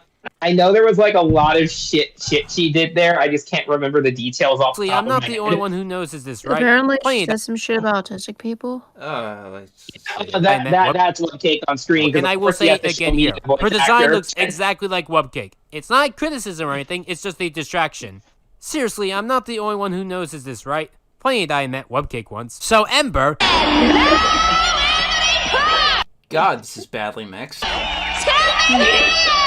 Ha no, I wish. I mean, Tara Strong is in this episode, so that would have been cool. Although, in past Justice Leagues, Tara Strong was Ember, so there's that. But anywho, this Ember here says she didn't eat a decent meal for centuries, and yet is still alive? You think you're... She's a dragon! She's a dragon, dude. You're complaining about cartoons not being realistic, sir. That's the goddamn point. And so the episode has her capturing Zatanna, and then realizing she ain't a real princess. So she then goes after Wonder Woman. One thing that I will defend this show is that it does have some really nice animation, and it especially shows in the epic fight scenes. But it might just Why be does me, he go but the like fighting in this beat episode, by beat for this, but not for Norm 4? I don't know. Because he's stupid. Because he's goddamn stupid. I will never get over that. I need to know what Norm 4 is about. I can send you the movie. It's actually Please. Or it's the fact how it's daytime, it just cuts to nighttime at random, and then no one ever evacuates, and it just goes back to daytime without anyone noticing. Like, seriously. Is this daytime? I can't see the sky. Why the hell did no one notice this? Am I crazy? Yes. Don't answer that! Yes. This episode is actually underwhelming, which is sad because this is supposed to be the Literally season 1 human finale, embodiment of crack cocaine. where you are supposed to put your best effort in. And to end this one off, I want to say that I have no ill towards Lauren Faust. I just think that she didn't work on a good show. And even then, a lot of people that worked on the show were men. Even if this What? Okay, a lot of people worked on the show. What does that have to do with the show? Nothing. I mean, like, it would make sense if you were accusing the show of being sexist, but that's not an accusation that came here. Also, hello, White Line. Oh my god, he got it back. He got custody back. I know that's misandrous writing. It doesn't mean that the creators are like that, especially since many of the he did kind of accuse the show of being misandrous. I think. Oh my god, the line did disappear. Like, oh my god, the line left. He lost custody again. Relationship. Thank you for the donation. I don't go out. So he has 2 copies of this PNG. One that has the line, one that doesn't. Like it happens too often to be a rendering error. It can't be a rendering error. Side thing for the super chatter, sushi places are always fantastic to go. Sushi places, libraries, and tea shops are all fantastic kinds of places to go. People on the show are all right. Now that I have cleared everything up here, and that I did a better job here. No, you didn't. I can't wait to see the original version and see how untrue that is. Let's actually now shit talk a real garbage human being Butch Hartman. Oh no! Did Butch Hartman? The garden. Okay. The garden. So you guys want to do one more, or are we done for now? Yeah, let's do one more, please. Is this half? Yeah, this would be take 10. any opportunity to. This shitty person has to say about this other shitty person. This is your stream though, Enter. Do you want to call it, or what's up with you? I could go on forever. I'm down to keep going with this. I guess we could go number 10 and then call it. Okay, so because everyone wants to know what Ryan has to say about Butch Hartman, I don't think anyone can wait until next time for that. So basically, it's going to be 2 idiots fighting. So great. Well, anyway, thank you for the donation, Crimson. Yes, I'm actually really curious to hear what he has to say because Butch Hartman lore is another thing that I've been fascinated with. So this should be interesting. Thank you for the donation. Like, I might do this tomorrow because I don't want to leave this on the back burner. I don't. Away because all it call Mr. Ender Cody Rhodes because he's gonna finish the story. He's stronger. Yeah. If I could. Wait, what and that I did a better job here. Let's actually now shit talk a real garbage human being Butch Hartman. So go ahead and critique away because all it does is make me stronger. Oh, it's the clip. If I could give 5 words of advice, it would be this: never try to be infamous. Hey, he said it. He said the thing. He said the thing. People seem to think that making other people angry will make you rich and popular and lasting forever. It doesn't. I mean, it can. It never has, and it can, but it's not preferable. That is objectively incorrect. History is littered with villains who did just that, and we remember their name today. Never will. If you know the story of Leafy is here...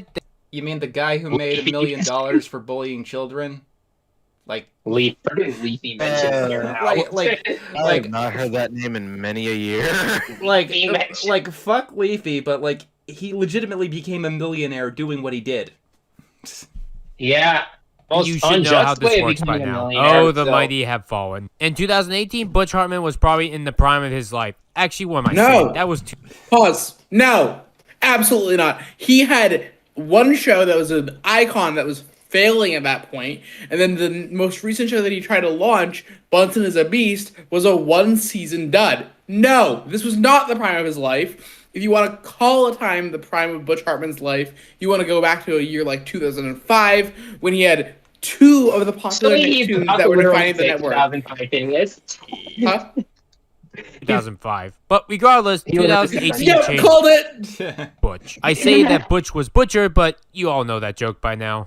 When he did that Kickstarter, people thought that we were finally gonna see how good of a show that he could create without Viacom's control.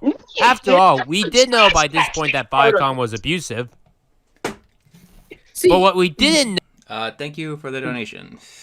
know is that Butch was one of them. Basically starting shit talking every single person in existence and saying that people that critique are sad sacks that live in their mother's basements. When ABBA Catastrophe came out, there was a rap party, and he only Sure, thanked you live in himself your and parents' God, house. and literally no one else. He also said that Tara Strong was the reason why Mary Kay Bergman committed suicide. And I mean, like, it was still a shit thing to say. It was a joke. It was a shit joke, but it was a joke. has done other horrific things that I'm sure that you can find out. But let's focus on what he did in just 2020 alone. The most infamous thing was him saying that autism was a disease that we needed to cure. In the same year that coronavirus happened. Why are people still thinking this in 2020? People like Butch Hartman and Sia need to realize that autism is not a virus that we need to immediately cure. And any person that thinks that still is just as bad as being racist and hating the LGBT community and other religions. 2020 also had Butch release The Garden, the first thing of his failed Oaxis stream. If you really can't find any other footage of it, it's literally all you have to do. No, you're gonna love how you're gonna love the hoops he goes to put this. He went through to put this segment together in the video. In service. Oh, by the way, Oaxis was already taken before Butch came up with that name. So I imagine there might be a court suit issue Literally stole later that point this from decade. you. Literally. Other than the one that Butch dealt with last year in terms of that artist. I checked the website, and Butch's website didn't update since September 2019. That's over a year. But September 20. back to The Garden. I could only get limited footage for this one because I didn't want to spend $130 on this 2020 animation. Go subscribe! Go subscribe! Go subscribe! Tell us, chat, if you like this stream, subscribe to the Mysterious Mr. Enter right now. Chat, Go do that subscribe! for us. Go subscribe right now. I'm curious. Okay, so this was back when Ryan was on your team. So did Ryan promote like his videos to you guys and be like, "I just released my top 20 worst animations video"? He did one video in my DMs one time, just out of fucking nowhere. He talked about it a bit, but like this point, I want to hammer on because like. You guys notice the funny thing that I didn't because that's just the surface level. Let's really analyze what he just says. September 2019. That's over a year. But back to The Garden. I could only get limited footage for this one because I didn't want to spend $130 on this 2020 anime.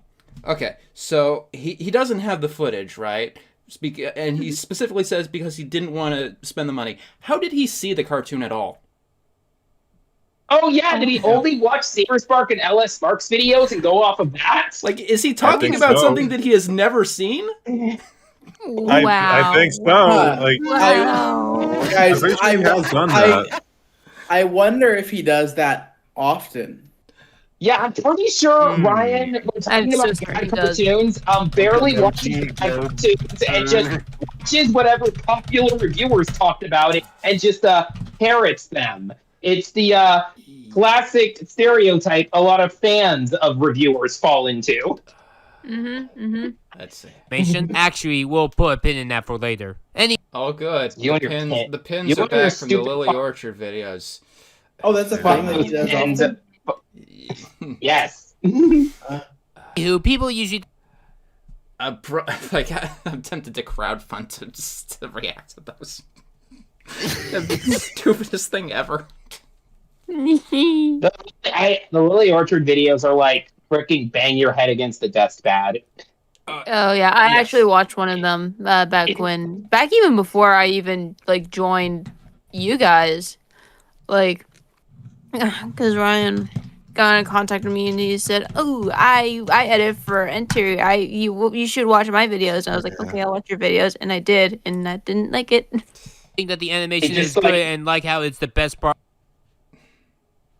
He literally garden. went up to you, who was probably a minor at the time, I'm guessing, and just said, Yeah. "Hey, watch my videos, rando one." And this is where I have to disagree Yeah, with most people. literally hopped in my DMs as a minor and said that shit.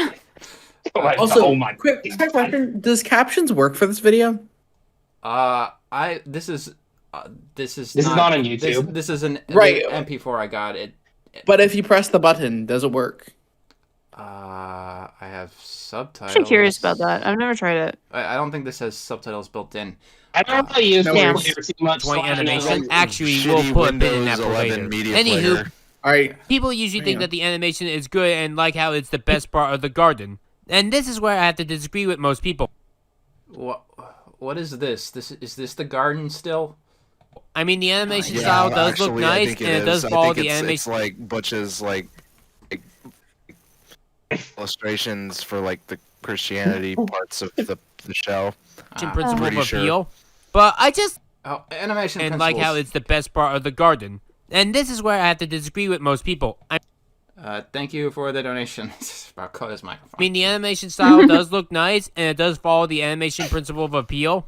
Do you know what the animation principle of appeal is? It does not just mean make it look good. There's more to it than that. But I just love how this show likes to parrot the animation principles, like in other videos, specifically the one on appeal. And I'm just like, do you even know what they mean, or do you just think it makes you sound smarter? Like this sheep here. Like this is a clear example of how not to do appeal. This is a very unappealing design. Yeah, it's a little square. Yeah, it's a square. I mean, it's like square is fine, but like. I think the problem with these designs is that it's the most slanderized elements of Butch Hartman's art style. Hold on, I wanna actually like verbalize what is wrong here, because I feel like it's the mixture of rounds and angles. Because like, see, the sheep is so round, and then suddenly you have like the flat size of her face.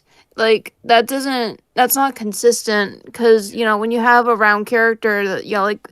There's this thing. Hi, Dashi. Oh, yeah. Dashi? Oh, yeah. Hi, Dashi. I'm explaining art. Yeah. When you have, like, rounded features on a character, that exudes, like, warmth and, like, softness. And when you have hard angles on a character, that's, like, like, harshness and coldness. All that to say, the sheep's poorly designed. Yes. I did see someone in the chat say that the garden looks like a fake-ass Wow Wow Wubsy, and that's hilarious. Yeah. Yeah, like, here's the thing. see They could have easily taken some notes from Wow Wow Wubsy, because they do, like, square characters with rounded edges, and that just makes the art style look so sweet and huggable. That's not what I we look got at this.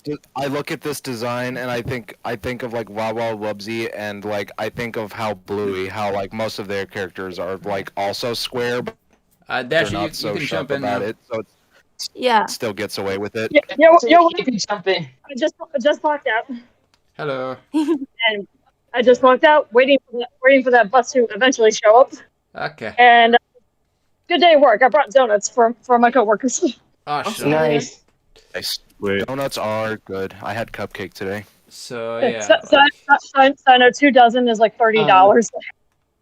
$30. The fuck? Yeah, well, that costs $30. A dozen donuts like Doesn't cost like 11. Like this sheep. It kind of makes me think it looks more like a rabbit than a sheep. Well, the funnier thing is I'll be honest. On her head, kinda, yeah. I'll be honest. I see a bow, but I don't know which is the bow. Like I see, it's like one. I thought one's supposed to be ears, one's supposed to be a bow, but like with the way it's designed, I can't tell which is which. Right. Like I'm personally more bothered by the lion. I hate how that name's drawn, and I hate just how circle it is. I guess. Let's go. This is the exact same Flash animation style of Bunsen is a Beast in Fairy Odd Parents Season 10 second half. All of the characters... I mean, Bunsen is a Beast actually had pretty fluid animation. The animation is probably the best part of Bunsen is a Beast. Not that it's hard to meet. Just move stiff and slowly. And if you're funding a Butch Hartman cartoon, wouldn't you want the animation style be of normal Fairy Odd Parents or Danny Phantom? Those were made by big studios. This is a random webtoon, dude. Like, yes, they're made by the same guy. They're in different ballparks. Yeah. Maybe this is why Butch Hartman shouldn't have been such a jackass to his fucking staff. The story? It's about a lion named Lenny and a lamb named Lucy, who learns lessons about God. And I'm already getting Dorby's flash. Mad. You're getting... That's right. Anything that talks about religion is now a Dorby's ripoff. Like, not even VeggieTales. Not even VeggieTales. Like, really. Like, VeggieTales is the good one. Until I fired him, like...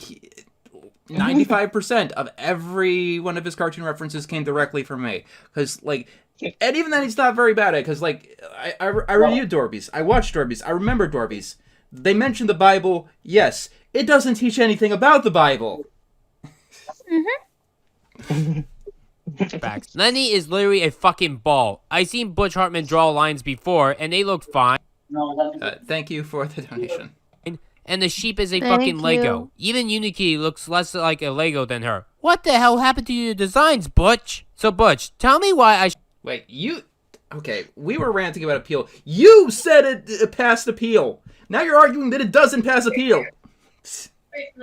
Make up your mind, sir. Dude. To watch your shit instead of VeggieTales. VeggieTales is still amazing and remembered to this day because they were entertained first, preached second. Have you seen VeggieTales? I don't believe you have seen VeggieTales, sir. That is why they succeeded. While you, Butch, are preached first, entertained second. That is why you failed. Actually, now to remove that pin. This actually came out in 2018 on a Christian network for free that no longer exists. So you're saying it came out in 2018 and technically isn't qualified for the worst animations of 2020. Is that what you're saying, sir? Yeah. Why are you trying to... You did literally no research. And now Butch is charging this for $130. This is why it's worse than DC Superhero Girls and Boy Girl whatever. Because... But it did... You just said it didn't come out in 2020. This is the top 20 worst animations of 2020. And you had so many ties, you could easily just remove something. Like, is this the worst animations you heard about in 2020? Is that what we're doing today? As at least those are for free. This costs $130. If it's that big of a problem, pirate it. My God. Genuinely, yeah. And the worst part is that this show is not even done yet. Somewhere. At least Cans Without Labels not only being $25 total is finally finished. Something from the internet because it'll give my PC a virus. Like a dumb kid in 2008 who's scared to make a YouTube poop. It's like I can't download something from the internet. My PC will get hacked. Like that's the way Ryan's coming off to me. For free, this costs $130. And the worst part is that this show is not even done yet. At least Cans Without Labels not only being $25 total is finally finished. Calling Cans Without Labels finished isn't accurate. If I have to defend John K over you, you have failed as a human being, Butch. John K over you. I mean, you already failed as a human being, but I digress. Alright. And that should be all. We are halfway through, I think. Yeah. Halfway there. We're halfway there. That is 50 in 6 seconds. That is 53 minutes to 53 minutes. That is literally halfway through. Yeah. And we've been going on for 3 hours. That is oddly satisfying. A long ass stream. Yeah, 3 hour stream. 3 Maybe I should find a way to virtually send you guys donuts today instead of my fellow cast members. Yeah, birthday donuts for Kota. Yeah, send them. It's been his birthday. This has been a present to Kota. Binge it streaming this video. Cringe. Yeah, hopefully. Cringe. Feed me with more cringe. Hopefully this bozo don't do anything like this on my birthday. There we go. Kota, instead of feed me Seymour. We share a birthday, so if you get a birthday cringe, I get birthday cringe. Yeah, we have the same birthday, but hopefully we don't get any birthday cringe. Oh no, I'm scared. I'm scared. What are you gonna do to us? There we go. Okay. Thank you for the donation. Thank you. This we was got enough money to get me an actual microphone. Yeah, John, just give like a good chunk of these super chats to Kota to get a mic. Yeah, please. was Please like- do so. I mean, I've heard you clearer before. I don't know if you got a new microphone or something like that. No, it's the same headset. It's probably because before I was like actually using it on like home turf on the Xbox with an Xbox controller. Here it's just hooked up straight to the Steam Deck, and I'm using it on desktop. That explains it, because like we played Minecraft and I there was no crunchiness before. Yeah. I would do that, but Xbox is real picky about me like using it to actually watch streams for some reason, and that sometimes it just won't let me do it. We're about at it. We're about at it. It's for the last minute birthday wishes too. Yeah, we got my friend Teen and Geeky over here sending your last minute birthday wishes. This is happiest day. This is happiest day. We still have Just for you, Jackpot. buddy. Just for you, buddy. Yeah. Like happiest day. Five Nights at Freddy's reference. Ryan is the typical guy. He always comes Yeah, back. that's the point. I need to like actually finish the FNAF games for real. I stopped at 4 because I suck at it. No, that's real. I'm like not into horror, so I don't play FNAF. Listen, I try with FNAF, but I get too scared way too easily. No, that's real. That's real. The streamer. You guys got any final words? Anybody got any final things to say? The brain broken. You, my brain is broken. Subscribe. Subscribe! Yeah, like, comment, subscribe. I've got some Let's Plays to record after this, so I gotta keep going later. Yeah, go subscribe to everybody's respective channels. The new Digimon game that a friend got me today. No, me and my friends are actually Let's Playing Drawn to Life right now. I have something to say to the chat. If you guys are ever down the dumps, just remember, at least you're not Ryan, so you're already doing something good in life. You're not Ryan. Yeah, you can be better than Ryan if you want to become a good content creator. It's very easy. Okay, time to also go subscribe to everybody's One channels. brain cell and you'll be okay. Remember, when you wish upon a star, evil will Nothing find happens. you. 5, 4, 3,